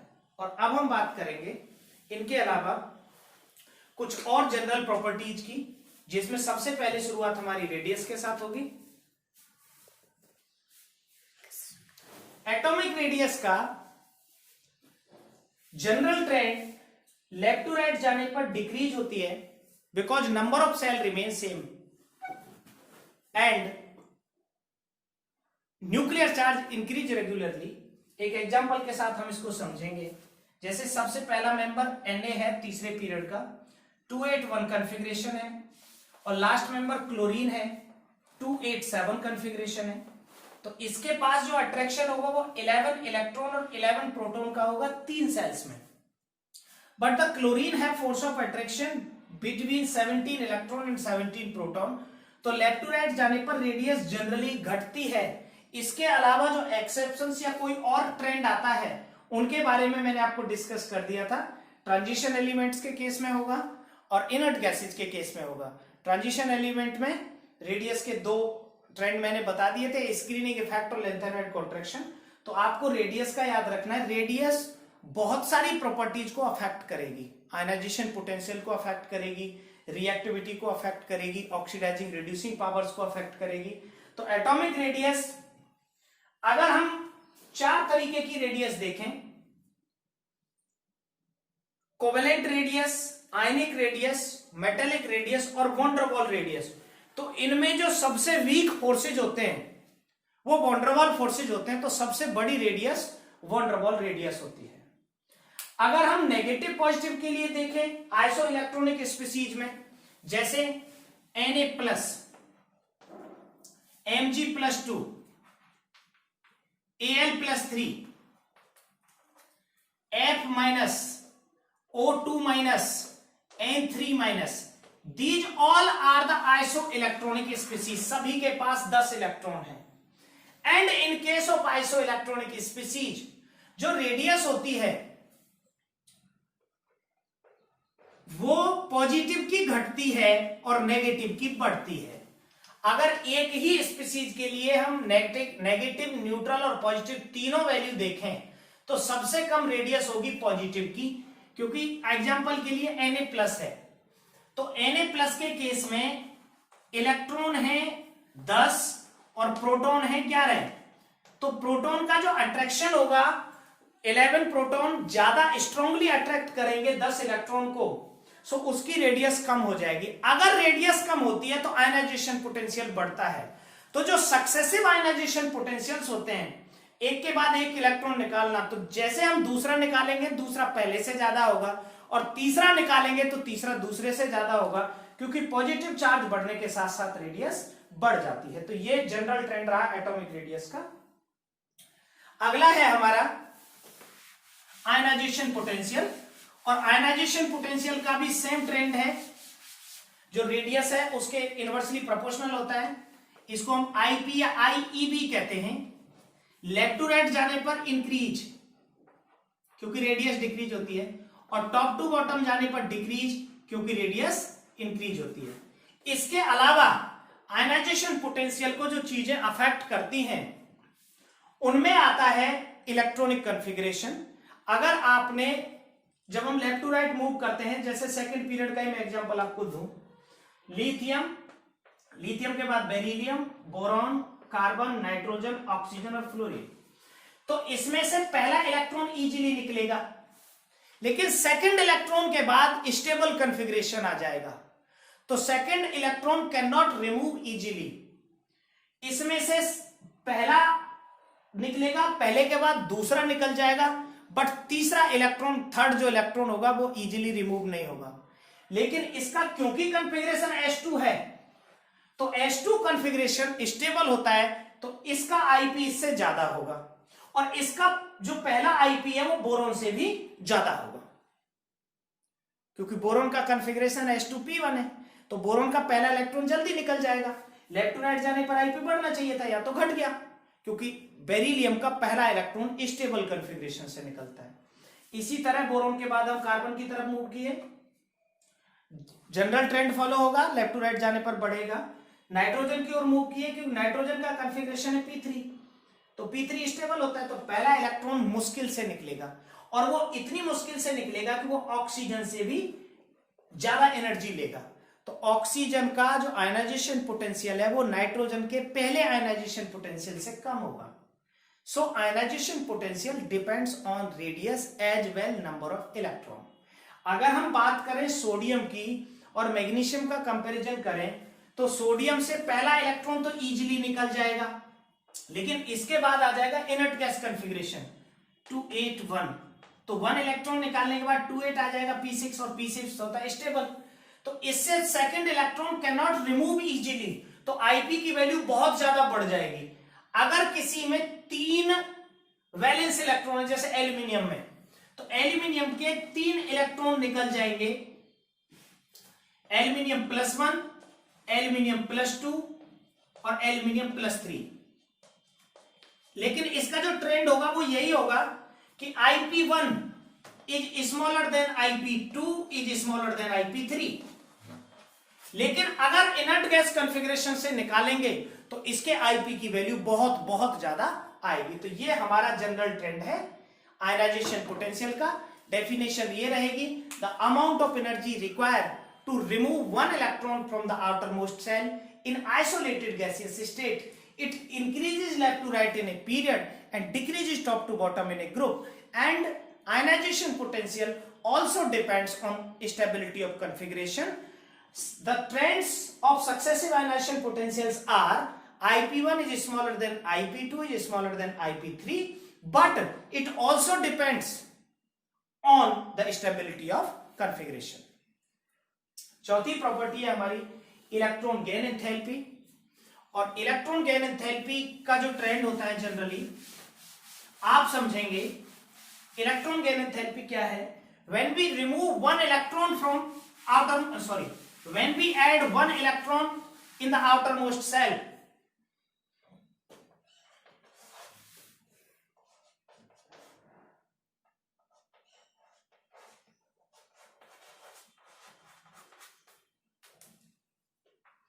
इलेक्ट्रॉन गेन एंथैल्पी, जब हम किसी भी एलिमेंट के आउटर मोस्ट सेल में एक इलेक्ट्रॉन ऐड करते हैं, जैसे फ्लोरीन, तो इसका होता है 2 और 7, तो हमने इसमें एक इलेक्ट्रॉन ऐड किया तो हमें बन जाएगा F नेगेटिव 2 और 8। तो जो एनर्जी रिलीज होगी उसी का नाम होगा इलेक्ट्रॉन गेन एंथैल्पी। अब अगर हमें यह पता करना है ज्यादा किसकी होगी, तो electron gain enthalpy directly proportional to nuclear charge के और इनवर्सली प्रोपोर्शनल टू रेडियस के। जितना ज्यादा nuclear charge electron gain enthalpy उतनी ज्यादा, क्योंकि ये रिलीज एनर्जी है तो इसका साइन नेगेटिव होता है। So when we move across a period from left to right, electron gain enthalpy increases left to right जाने पर, और टॉप टू बॉटम जाने पर यह डिक्रीज होती है। अब इलेक्ट्रॉन गेन एंथैल्पी में 2-3 एक्सेप्शंस हैं, उनको भी समझ लेते हैं। जैसे फ्लोरीन है, कॉन्फ़िगरेशन है 2 और 7, और क्लोरीन है, क्लोरीन का कॉन्फ़िगरेशन है 2, 8, 7। तो जैसे हमने इसमें इलेक्ट्रॉन ऐड किया, क्योंकि ये ऊपर वाला है, ऊपर से नीचे घटती है, तो फ्लोरीन की क्लोरीन से ज्यादा होनी चाहिए, लेकिन होती है कम, क्योंकि because of very small size जब हम इसमें 8th इलेक्ट्रॉन ऐड करेंगे तो इलेक्ट्रॉन इलेक्ट्रॉन रिपल्सन हो जाएगा, और इसी के कारण the electron gain enthalpy of fluorine is lesser than that of chlorine. एक और इसमें हम देखेंगे सक्सेसिव इलेक्ट्रॉन गेन एंथैल्पी को, कि जिस तरह हमने इलेक्ट्रॉन ऐड किया था फ्लोरीन के अंदर, अगर हम ऑक्सीजन को देखें तो ऑक्सीजन का इलेक्ट्रॉनिक कॉन्फ़िगरेशन क्योंकि 2 और 6 है, तो इसमें पहला इलेक्ट्रॉन ऐड होगा 2, 6, O नेगेटिव 2, 7, और सेकेंड इलेक्ट्रॉन ऐड जब हम करेंगे तो ये हो जाएगा O2 माइनस, और ये हो जाएगा 2 और 8। तो पहला इलेक्ट्रॉन ऐड किया था न्यूट्रल एटम के अंदर, और सेकेंड इलेक्ट्रॉन ऐड किया था O माइनस के अंदर, तो माइनस की रेडियस ज्यादा होती है, और electron gain enthalpy inversely proportional to radius के। तो क्योंकि रेडियस ज्यादा हो गई तो इलेक्ट्रॉन गेन एंथैल्पी कम हो जाएगी। सो पहला इलेक्ट्रॉन तो इजीली ऐड हो जाता है इन केस ऑफ ऑक्सीजन, लेकिन सेकेंड इलेक्ट्रॉन को इजीली ऐड नहीं किया जा सकता। तो जिन जिन में इलेक्ट्रॉन इजीली ऐड नहीं होते, मतलब नेगेटिव इलेक्ट्रॉन गेन एंथैल्पी नहीं होती, उनकी इलेक्ट्रॉन गेन एंथैल्पी पॉजिटिव आती है। एग्जाम्पल के लिए जो 18 ग्रुप एलिमेंट्स हैं हमारे, उनमें हम इलेक्ट्रॉन ऐड करना चाहें तो एनर्जी रिलीज नहीं होती, उल्टा उनको देनी पड़ती है। So electron gain enthalpy have the positive value if electron can not added easily to the outer most side. इसके अलावा बिल्कुल कॉमन प्रॉपर्टीज रहेंगी। मैं एक 6 प्रॉपर्टी का और जिक्र कर देता हूं, और उसके बाद जनरल प्रॉपर्टीज हमारी खत्म हो जाएंगी। 6 प्रॉपर्टी हमारी रहेगी इलेक्ट्रोनेगेटिविटी।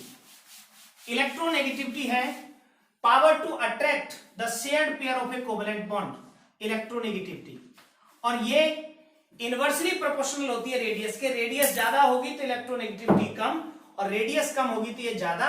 इसका ट्रेंड होता है लेफ्ट टू राइट जाने पर ये इंक्रीज होती है, और टॉप टू बॉटम जाने पर ये डिक्रीज होती है। तो हाईएस्ट इलेक्ट्रोनेगेटिव एलिमेंट हमारी पीरियोडिक टेबल का है फ्लोरीन फ्लोरीन, जिसकी इलेक्ट्रोनेगेटिविटी होती है 4, और मैं कुछ वैल्यूज आपको इलेक्ट्रोनेगेटिविटी की दे दूंगा। प्यारे बच्चों, इसके बाद कुछ जनरल ट्रेंड्स हैं, मैं सिर्फ डिस्कस कर रहा हूं आपके साथ। जैसे मेटेलिक कैरेक्टर नीचे जाने पर बढ़ता है, पीछे जाने पर घटता है। नॉन मेटेलिक कैरेक्टर पीछे जाने पर बढ़ता है और नीचे जाने पर घटता है। इसी तरह अगर पी ब्लॉक के केस में अगर हम देखें तो जो नीचे वाले एलिमेंट्स होते हैं, जो लोअर मेंबर होते हैं, उनमें anomalous behaviour inert pair effect के कारण भी उनकी प्रॉपर्टी चेंज हो जाती है। तो सारी प्रॉपर्टीज को समझने के लिए आपको electronic configuration, valency, anomalous behaviour, atomic radius को स्पेशली पढ़ना होगा, और आयनाइजेशन पोटेंशियल। क्योंकि अगर आप देखेंगे कि जिन मेटल से हम इलेक्ट्रॉन को इजीली निकाल सकते हैं, तो इसका मतलब उनका इजीली ऑक्सीडेशन हो जाता है, और जिनका ऑक्सीडेशन अच्छा होता है they are the reducing agent.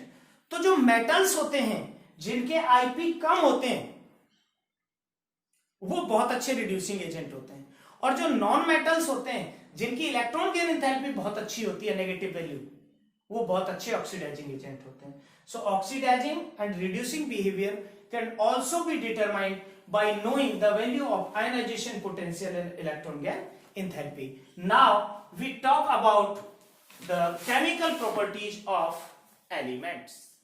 प्यारे बच्चों, अब हम बात करेंगे पीरियडिसिटी इन केमिकल प्रॉपर्टीज के बारे में। अभी तक हमने कुछ फिजिकल प्रॉपर्टीज और पीरियडिक टेबल के बारे में स्टडी किया था। जो केमिकल प्रॉपर्टीज हैं उनमें सबसे पहली बात आएगी कि जो एलिमेंट्स हैं जिनके बारे में हम पढ़ रहे हैं उनका इलेक्ट्रॉनिक कॉन्फ़िगरेशन क्या है, और इलेक्ट्रॉनिक कॉन्फ़िगरेशन से हम फाइंड करते हैं वैलेंसी को। तो ये दोनों बातें मैंने आपके साथ डिस्कस कर ली हैं। अब हम जो पहली केमिकल प्रॉपर्टी डिस्कस करने जाएंगे, जिनसे हमें बहुत सारी प्रॉपर्टीज और प्रॉपर्टीज को स्टडी करने में हेल्प मिलेगी, वो रहेगी हमारी oxidation state.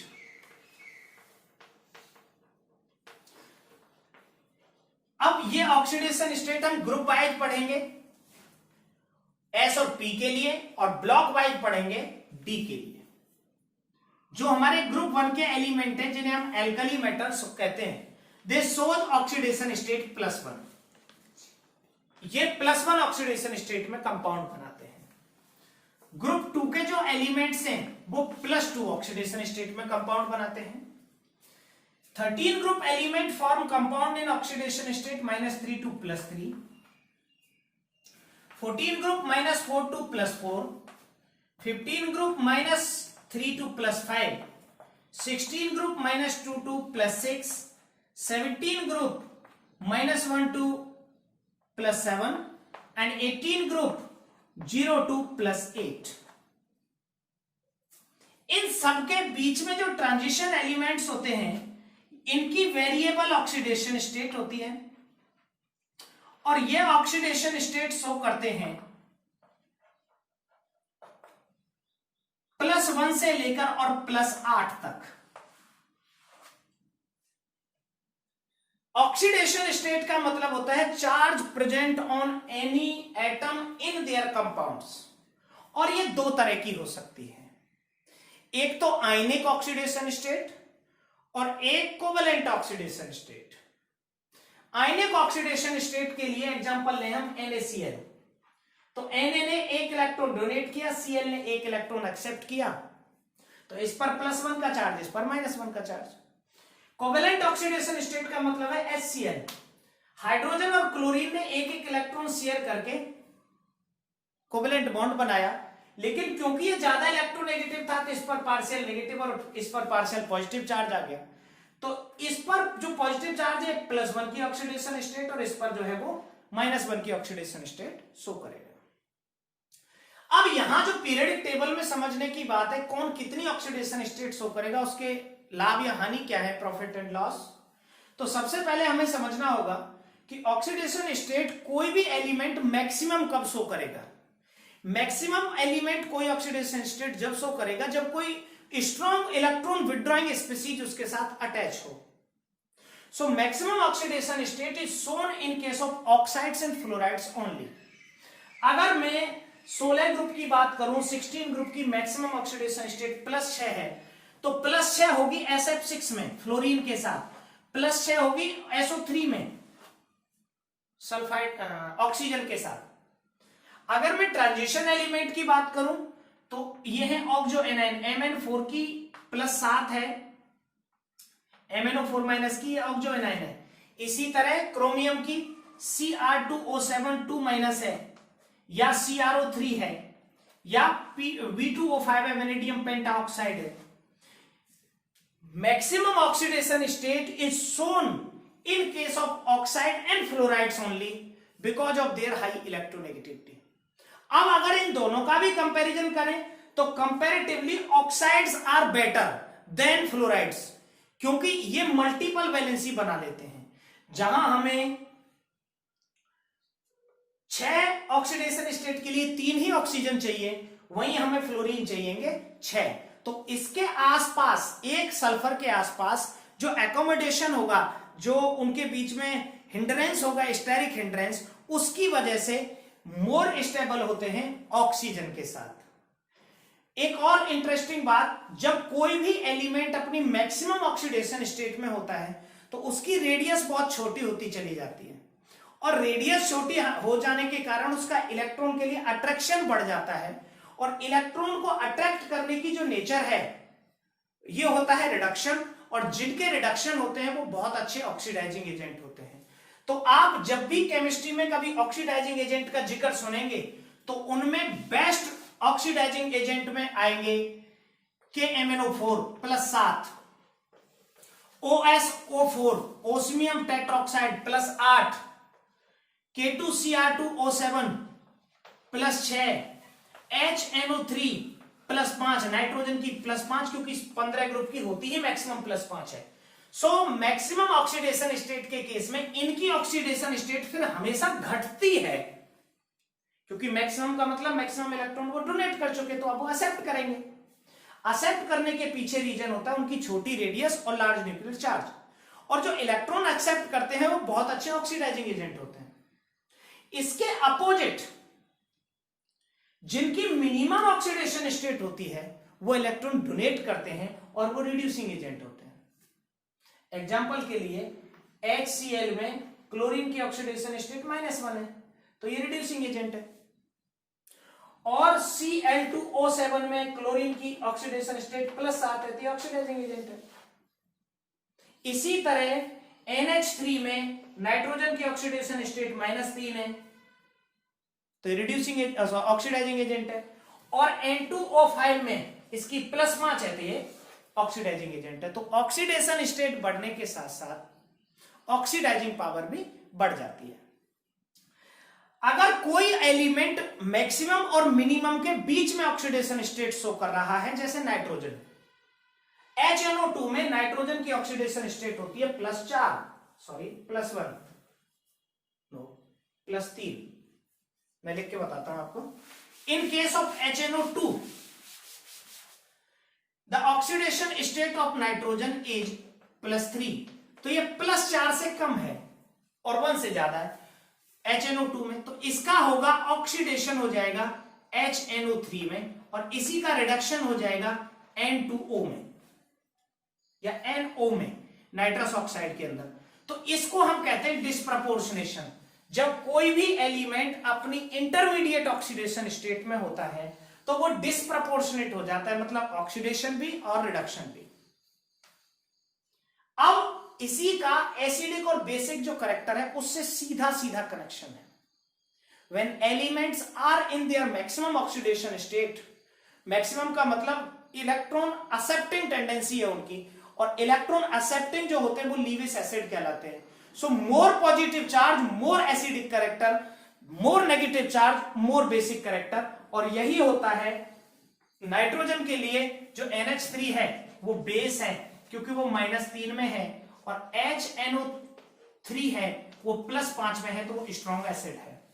So acidic character also depends on oxidation state. Acidic character increase with increase in oxidation state, और इसका अगर आपको एग्जाम्पल लेने हैं तो नाइट्रोजन के ऑक्साइड ले सकते हैं या क्लोरीन के ऑक्साइड ले सकते हैं। जैसे जैसे ऑक्सीडेशन स्टेट बढ़ती जाएगी एसिडिक करेक्टर बढ़ता जाएगा। तो ये रहा हमारा ऑक्सीडेशन स्टेट से रिलेटेड। अगर इसमें 15 ग्रुप की मैं बात करूं तो 15 किसी भी ग्रुप में, नॉट 15, मैं कॉमनली इस टॉपिक को बात करता हूं कि when we move down a group from top to bottom the stability of maximum oxidation state increases because of increase in size IP decreases, और IP डिक्रीज होगा तो इलेक्ट्रॉन डोनेटिंग बिहेवियर बढ़ जाएगा। लेकिन इन केस 13 ग्रुप में अगर मैं बात करूं जो F ब्लॉक एलिमेंट के जस्ट बाद आएंगे, तो उसमें कंपैरेटिवली जब इनर्ट पेयर इफेक्ट बढ़ जाएगा तो मैक्सिमम ऑक्सीडेशन स्टेट की स्टेबिलिटी कम हो जाएगी इन case of P block only. तो ये रहा हमारा ऑक्सीडेशन स्टेट। और अब हम बात करेंगे रिएक्शन विद ऑक्सीजन।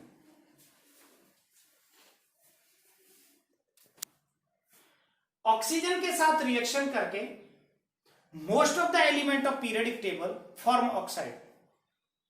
अब चाहे वो मेटल्स हों, नॉन मेटल्स हों या मेटलॉइड हों, सारे की सारे एलिमेंट ऑक्सीजन के साथ रिएक्शन करते हैं और ऑक्साइड बनाते हैं। जो मेटल्स के ऑक्साइड होते हैं, जो ग्रुप 1 के एलिमेंट हैं, वो 3 तरह के ऑक्साइड बनाते हैं। ऑक्साइड, परऑक्साइड और सुपर ऑक्साइड पहले ग्रुप में बनते हैं सिर्फ ऐसा। जो ऑक्साइड का फॉर्मूला होता है वो पहले ग्रुप का वो होता है E2O। जो परऑक्साइड होते हैं उनका फॉर्मूला होता है E2O2, E2O2। और जो सुपर ऑक्साइड होते हैं उनका फॉर्मूला होता है EO2। So group 1 element form 3 type of oxide, oxide, peroxide and super oxide. जो ऑक्साइड होते हैं इनमें होता है O2 माइनस, जो परऑक्साइड होते हैं इनमें होता है O2 2 माइनस, और जो सुपर ऑक्साइड होते हैं उसमें होता है O2 माइनस 1। तो जो O2 माइनस 2 है हमारा,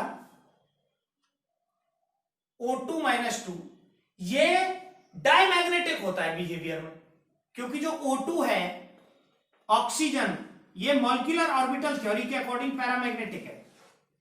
2 अनपेयर्ड इलेक्ट्रॉन है तो वो दोनों अनपेयर्ड इलेक्ट्रॉन यहां कंप्लीट हो जाते हैं, तो ये हमारा जो O2 माइनस 2 है ये डायमैग्नेटिक होगा बिहेवियर में। अब पूरी पीरियडिक टेबल के सभी एलिमेंट ऑक्साइड बनाते हैं। अब ऑक्साइड के फॉर्मूले अलग अलग होते हैं। पहले वाले का E2O जैसे Li2O, और इसी तरह क्योंकि 17 ग्रुप की वैलेंसी भी एक ही होती है तो 17 वाले का भी फॉर्मूला सेम होता है Cl2O। All the oxides of periodic table element when react with water they form hydroxide। जैसे अगर मैं इसकी बात करूं, जो रिएक्शन लिथियम की होगी वाटर के साथ, Li2O plus H2O is equal to 2LiOH, and same reaction occurs with Cl2O, ये बनाएगा 2ClOH। अब जब ये इसको वाटर में डिसॉल्व किया जाएगा तो ये क्योंकि मेटल है तो ये ब्रेक होगा Li+1 + 2OH माइनस में, तो ये बेसिक होंगे नेचर में। और जो क्लोरीन है 17 ग्रुप का, ये नॉन मेटल है, ये इससे इलेक्ट्रॉन को अपनी तरफ अट्रैक्ट करेगा हाइड्रोजन से, तो ये ब्रेक होगा ClO negative plus H positive में, तो ये हमारा एसिड होगा। प्यारे बच्चों, जैसे जैसे हम मेटल से नॉन मेटल्स की तरफ चलते हैं, ऑक्साइड का बेसिक कैरेक्टर कम हो जाता है और एसिडिक कैरेक्टर बढ़ जाता है, और जो नॉन मेटल के हाइड्रोक्साइड्स होते हैं वो ऑक्सी एसिड्स कहलाते हैं, और उनका जो ऑक्सी एसिड का एसिडिक स्ट्रेंथ है वो जितना नॉन मेटेलिक उतना स्ट्रॉन्ग एसिड होगा। इसके अलावा अगर मैं 17 ग्रुप के ऑक्साइड की बात करूं तो ये ऑक्साइड बनाएगा Cl2O, Cl2O3, Cl2O5 और Cl2O7। ये सभी के सभी ऑक्साइड पर ऑक्सी एसिड्स बनाएंगे वाटर के साथ। पहला वाला HOCl या HClO, दूसरा वाला HClO2, तीसरा वाला HClO3, चौथा वाला HClO4 पर क्लोरिक एसिड बोलते हैं, and HClO4 is the strongest acid known in chemistry.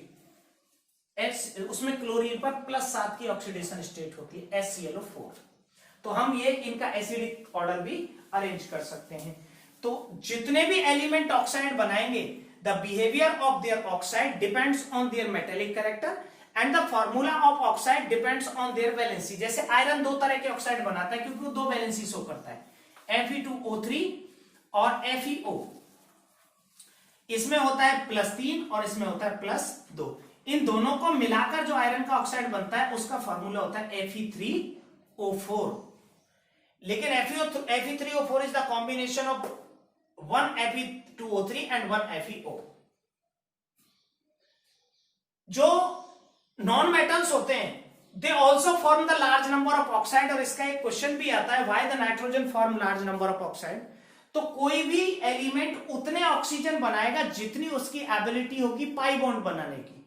Metal बहुत ज्यादा ऑक्साइड नहीं बना सकते अगर variable valency oxidation state show नहीं कर रहे, लेकिन नॉन मेटल क्योंकि कोवेलेंट बॉन्ड बनाते हैं ऑक्सीजन के साथ, so the non metals form large number of oxides. Example के लिए क्लोरीन का मैंने दिया, और नाइट्रोजन का भी आप एग्जांपल देख सकते हैं, N2O, NO, N2O3, NO2। NO2 में इसके पास एक ऑड इलेक्ट्रॉन होता है और इसी के कारण ये डाइमराइज कर जाता है and it exists as N2O4 और N2O5। N2O5 अब कुछ बड़े बेसिक क्वेश्चन है, याद आ जाते हैं तो बता देता हूं। N2O5 एनहाइड्राइड होता है HNO3 का। Anhydrides are the compound which form by combination of two molecule of an acid by the removal of a water molecule। जैसे सल्फ्यूरिक एसिड का एनहाइड्राइड होता है ओलियम, उसी तरह नाइट्रिक एसिड का एनहाइड्राइड होता है N2O5। मैं N2O5 के स्ट्रक्चर आपको लिखता हूं, उसके बाद फिर एक दो प्रॉपर्टी और N2O5 की डिस्कस करूंगा आपके साथ। और इसमें इसकी मैक्सिमम कोवेलेंसी होती है 4।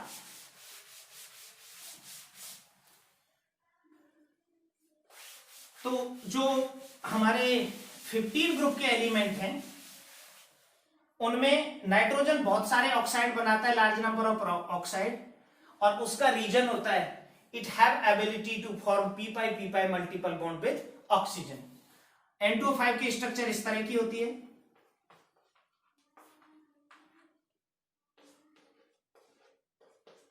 अगर इसकी रिएक्शन हम वाटर के साथ करा देते हैं H2O के साथ, तो ये माइनस ये प्लस इसके साथ जाएगा OH माइनस और इसके साथ जाएगा H प्लस, तो ये दो HNO3 के मॉलिक्यूल बना लेगा। सेम बनाएगा क्लोरीन, सल्फर, H2SO4 के दो मॉलिक्यूल पर सल्फ्यूरिक एसिड और थायोसल्फ्यूरिक एसिड बनाते हैं जिसे हम ओलियम भी कहते हैं, वो इसी का जस्ट सेम फॉर्मूला होता है। और इनका भी जो एसिडिक कैरेक्टर होगा ऑक्सीडेशन स्टेट बढ़ने के साथ बढ़ जाएगा। 15वें ही ग्रुप में फास्फोरस होता है और फास्फोरस के जो ऑक्साइड होते हैं P2O3 और P2O5, ये कॉमन फॉर्मूला है 15 ग्रुप के ऑक्साइड का E2O3 एंड E2O5। लेकिन फास्फोरस के oxide exist as P4O6 and P4O10, क्योंकि जो फास्फोरस की स्ट्रक्चर होती है वो N2O3 और N2O5 की तरह जो स्ट्रक्चर है उसको अलाउ नहीं करती, क्योंकि नाइट्रोजन तो एग्जिस्ट करता है N2 की तरह, फास्फोरस नहीं करता। तो फास्फोरस की स्ट्रक्चर के अकॉर्डिंग ही इसके ऑक्साइड की स्ट्रक्चर होती है। जैसे फास्फोरस की स्ट्रक्चर होती है ये, तो ये होता है P4O6,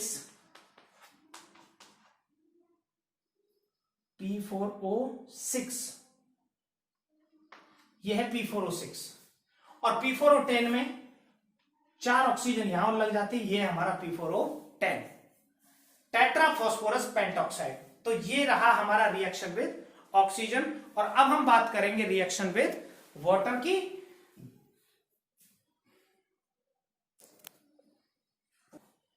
और रिएक्शन विद वाटर के लिए पीरियडिक टेबल के जितने भी ग्रुप्स हैं, एक तो उनकी वैलेंसी को समझना एलिमेंट की हमें, और एक वाटर के बिहेवियर को समझना।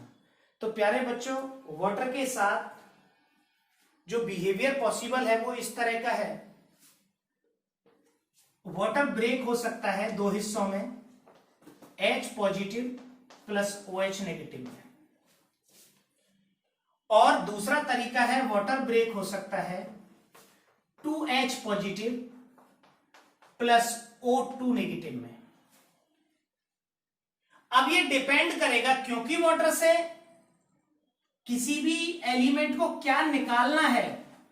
अगर कोई नॉन मेटल है तो नॉन मेटल पर होता है नेगेटिव चार्ज, तो वो वाटर से हमेशा पॉजिटिव निकालेगा, और वाटर से जब पॉजिटिव निकालेगा तो वो रिएक्शन जो रिमेनिंग पार्ट होगा वो नेगेटिव होगा, और जो मेटल है वो वाटर से नेगेटिव निकालेगा।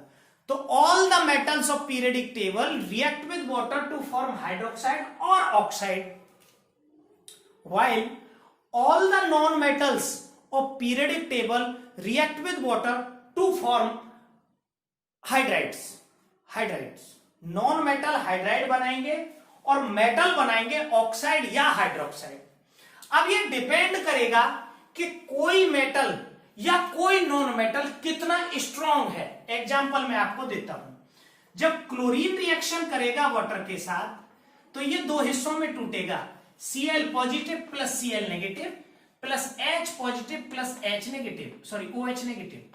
अब माइनस प्लस के साथ और प्लस माइनस के साथ प्रोडक्ट क्या बनेगा, एक बनेगा HCl और एक बनेगा HOCl। तो इसने हाइड्राइड भी बनाया और ऑक्साइड भी बनाया। लेकिन अगर यही सेम रिएक्शन फ्लोरीन के साथ हो जाए तो फ्लोरीन बनाएगा सिर्फ HF बनाएगा और O2 बनाएगा। 4HF, बैलेंस कर लेंगे इसको। तो इसने ज्यादा H निकाल लिए एज कंपेयर टू क्लोरीन। अब किसी से H निकालना रिडक्शन है और जो सॉरी ऑक्सीडेशन है, और जो ऑक्सीडेशन कराते हैं वो ऑक्सीडाइजिंग एजेंट होते हैं। तो fluorine is the best oxidizing agent as compare to chlorine. दोबारा से समझेंगे, अगर हम क्लोरीन की वाटर के साथ रिएक्शन कराएंगे तो क्लोरीन दो हिस्सों में टूटेगा, Cl positive plus Cl negative. तो क्लोरीन का हो जाएगा डिस्प्रोपोर्शनेशन -1 और +1 में। तो एक इसने ऑक्सो एसिड बनाया, एक हाइड्रा एसिड बनाया।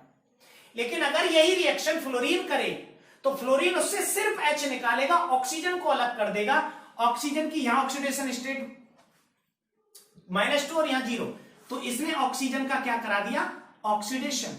तो fluorine is the best oxidizing agent क्योंकि वो ऑक्सीजन का भी ऑक्सीडेशन करा सकता है। And same with the metals, यही है मेटल्स के साथ भी, कि जो जितना अच्छा मेटल होगा वो वाटर से उतने ही ऑक्सीजन निकालेगा। तो जो बहुत अच्छे मेटल्स होते हैं वो वाटर से निकालते हैं O2- और बनाते हैं ऑक्साइड, और जो कमजोर मेटल्स होते हैं वो OH में नेगेटिव निकाल के बना देते हैं hydroxide. And the behaviour of metal oxide, metal hydroxide, metal hydride and metal hydroxide depends on their nature. अगर मेटल का हाइड्रोक्साइड है तो वो बेसिक होगा नेचर में, बेसिक कैरेक्टर मेटेलिक कैरेक्टर के साथ बढ़ता जाएगा। अगर कोई नॉन मेटल का हाइड्रोक्साइड है या हाइड्राइड है तो वो एसिडिक होगा नेचर में, और एसिडिक कैरेक्टर डिपेंड करेगा इलेक्ट्रोनेगेटिविटी पे और साइज ऑफ आयन पे। जो हाइड्रा एसिड्स होते हैं जैसे HF है 17 ग्रुप के लिए, जब मैं हाइड्राइड बताऊंगा यहां पर तब भी एक बार इसको मैं मेंशन कर दूंगा। जैसे HF, HCl, HBr और HI, ये हाइड्राइड है 17 ग्रुप के। तो इसमें जैसे जैसे बॉन्ड की लेंथ बढ़ेगी, साइज बढ़ेगा ऊपर से नीचे, तो बॉन्ड की लेंथ बढ़ेगी। बॉन्ड लेंथ बढ़ने से बॉन्ड डिसोसिएशन एनर्जी कम हो जाती है, तो ये वाला बॉन्ड जल्दी टूटेगा। तो acidic character of hydra acids increases down the group because of increase in bond length, bond dissociation energy decreases. अगर एसिडिक कैरेक्टर बढ़ रहा है तो बेसिक कैरेक्टर घटेगा, और अगर कोई एसिड है तो वो H देगा, और H देना है ऑक्सीडेशन, और जिनके ऑक्सीडेशन होते हैं वो होते हैं reducing agent. So in case of hydride, when we come across a group from top to bottom, acidic character increase, basic character decrease, reducing power increases, bond length increase, bond dissociation energy decrease. तो ये property रही हमारी किसी भी element की water के साथ। All the elements of periodic table react with water in this way, either they form hydroxide if they are metals, either they form oxide if they are metals. Hydroxide and oxides of metals both are basic in nature. Their basic behavior increases with increase in metallic character. If they react with a strong non-metal, they form hydra acids by releasing oxygen. For example, when water react with fluorine, it forms HF, hydrogen fluoride and oxygen only. But when they react with moderate non-metals, they form oxo acids as well hydra acids. Both are acidic in nature, and the acidic nature of hydra acids depends on the electronegativity, while the acidic nature of hydra acids, these are the oxy acids. Oxy acids की acidic behavior depend करेगा electronegativity पे, while the acidic behavior of hydra acid depends on the size. Larger the size, more the acidic character. Now we will talk about the reaction with hydrogen. Dear friends, when metals. When metal react with hydrogen, they form compound with hydrogen in -1 oxidation state. There are few metals with react with oxygen only, जैसे lithium है, beryllium है, boron है. Otherwise और कोई metal do not react with hydrogen. लेकिन all the non metals react with hydrogen to form hydrides. और उन hydrides के फॉर्मूले में आपको बता देता हूं. जैसे 14 ग्रुप जो होगा, 14 ग्रुप रिएक्ट करेगा सारे हाइड्राइड के फॉर्मूले, क्योंकि उनकी प्रॉपर्टी इसी पर बेस्ड होंगी.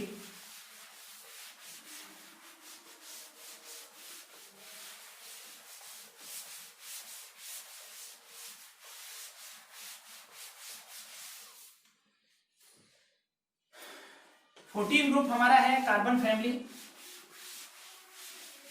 15 ग्रुप नाइट्रोजन फैमिली, और सभी रिएक्शन करेंगे हाइड्रोजन के साथ. मैं ग्रुप 1 से ही ये डिस्कस कर रहा हूं. Group 1, 2, 3, 13, 14, 15, 16, 17, 18 group do not form hydride. तो इसके हाइड्राइड का फॉर्मूला EH, सिर्फ लिथियम बनाएगा, लेकिन हाइड्रोजन पर माइनस चार्ज होगा. रिएक्शन करेगा वाटर के साथ, तो वाटर में से निकाल क्या देगा, ये H2 निकाल देगा और EOH बनाएगा. तो ये बेसिक होगा नेचर में मेटल का हाइड्राइड. इसके EH2 जैसे BeH2, EH3 जैसे BH3, बोरॉन का जो हाइड्राइड होगा वो एग्जिस्ट करेगा B2H6 की तरह. बोरॉन हाइड्राइड में बनाना बॉन्डिंग होती है, वो डायमराइज फॉर्म में एग्जिस्ट करेगा, और ये लीविस एसिड होता है नेचर में बिकॉज ऑफ इनकम्प्लीट ऑक्टेट. इसी तरह CH4 है, NH3, H2O और HF. When we move across a period from left to right, the polarity of bond increases and hence bond becomes weak when we move across a period from 14 to the 18 group. And the hydrogen donating capacity increases, so the acidic character increases from left to right. But when we move across a group from top to bottom, the bond length increases and bond dissociation energy decreases, and hence acidic character also increase from top to bottom as well from left to right. तो दोनों side में बढ़ेगा. NH3 के बाद हमारा है PH3, ASH3, SBH3 और BiH3. इसी तरह 16 ग्रुप का रहेगा H2S, H2Se, H2Te और H2PO. 17 ग्रुप का HF, HCl, HBr और HI. अब ऊपर से नीचे जाने पर बॉन्ड लेंथ बढ़ेगी तो बॉन्ड एंगल घटेगा, बॉन्ड डिसोसिएशन एनर्जी कम होगी, बेसिक कैरेक्टर घटेगा, एसिडिक कैरेक्टर बढ़ जाएगा. ये तीनों मेंबर्स में हाइड्रोजन बॉन्डिंग होती है, तो ऊपर से नीचे जाने पर जो मेल्टिंग पॉइंट्स बढ़ते थे पहले मेंबर के सेकंड मेंबर से ज्यादा होते हैं. बाकी सभी में सेम ट्रेंड फॉलो होता है. बिकॉज ऑफ हाइड्रोजन बॉन्डिंग ये एनोमैलस बिहेवियर शो करते हैं. रिड्यूसिंग पावर सभी की बढ़ेगी, बॉन्ड एंगल घटेगा, बॉन्ड लेंथ बढ़ेगी, थर्मल स्टेबिलिटी ऊपर से नीचे जाने पर इंक्रीज होगी. और अब जो ट्रेंड है हमारे वो, और आप सारे कंपाउंड के साथ स्टडी कर सकते हैं, और मैं आपको वो अलग से भी कुछ ट्रेंड्स की लिस्ट आपको अवेलेबल करा दूंगा. इसके अलावा एक दो टॉपिक और रहते हैं, सिर्फ मैं ओरली आपको डिस्कस करता हूं 1 मिनट के अंदर. अगर एसिड के साथ रिएक्शन करानी हो किसी की भी, तो सेम ट्रेंड फॉलो होगा विद रिएक्शन विद वाटर जैसा. एसिड के साथ जैसे HCl, तो Cl- और H+, चाहे मेटल करे चाहे नॉन मेटल करे. अगर नॉन मेटल करेगा तो वो एसिड से H ले लेगा, और मेटल करेगा तो एसिड से Cl ले लेगा. तो जो कंपाउंड बनेंगे मेटल के एसिड के साथ वो बनेंगे सॉल्ट, और जो नॉन मेटल के एसिड के साथ बनेंगे वो एसिड ही बनेंगे दूसरे. ये डिपेंड करेगा कि कौन किसको रिप्लेस कर रहा है, and this depends on the displacement power of ions. So dear friends, that is all about the some periodic properties and periodic classification of elements. Hope आपको ये पसंद आया होगा. Thank you and have a good day.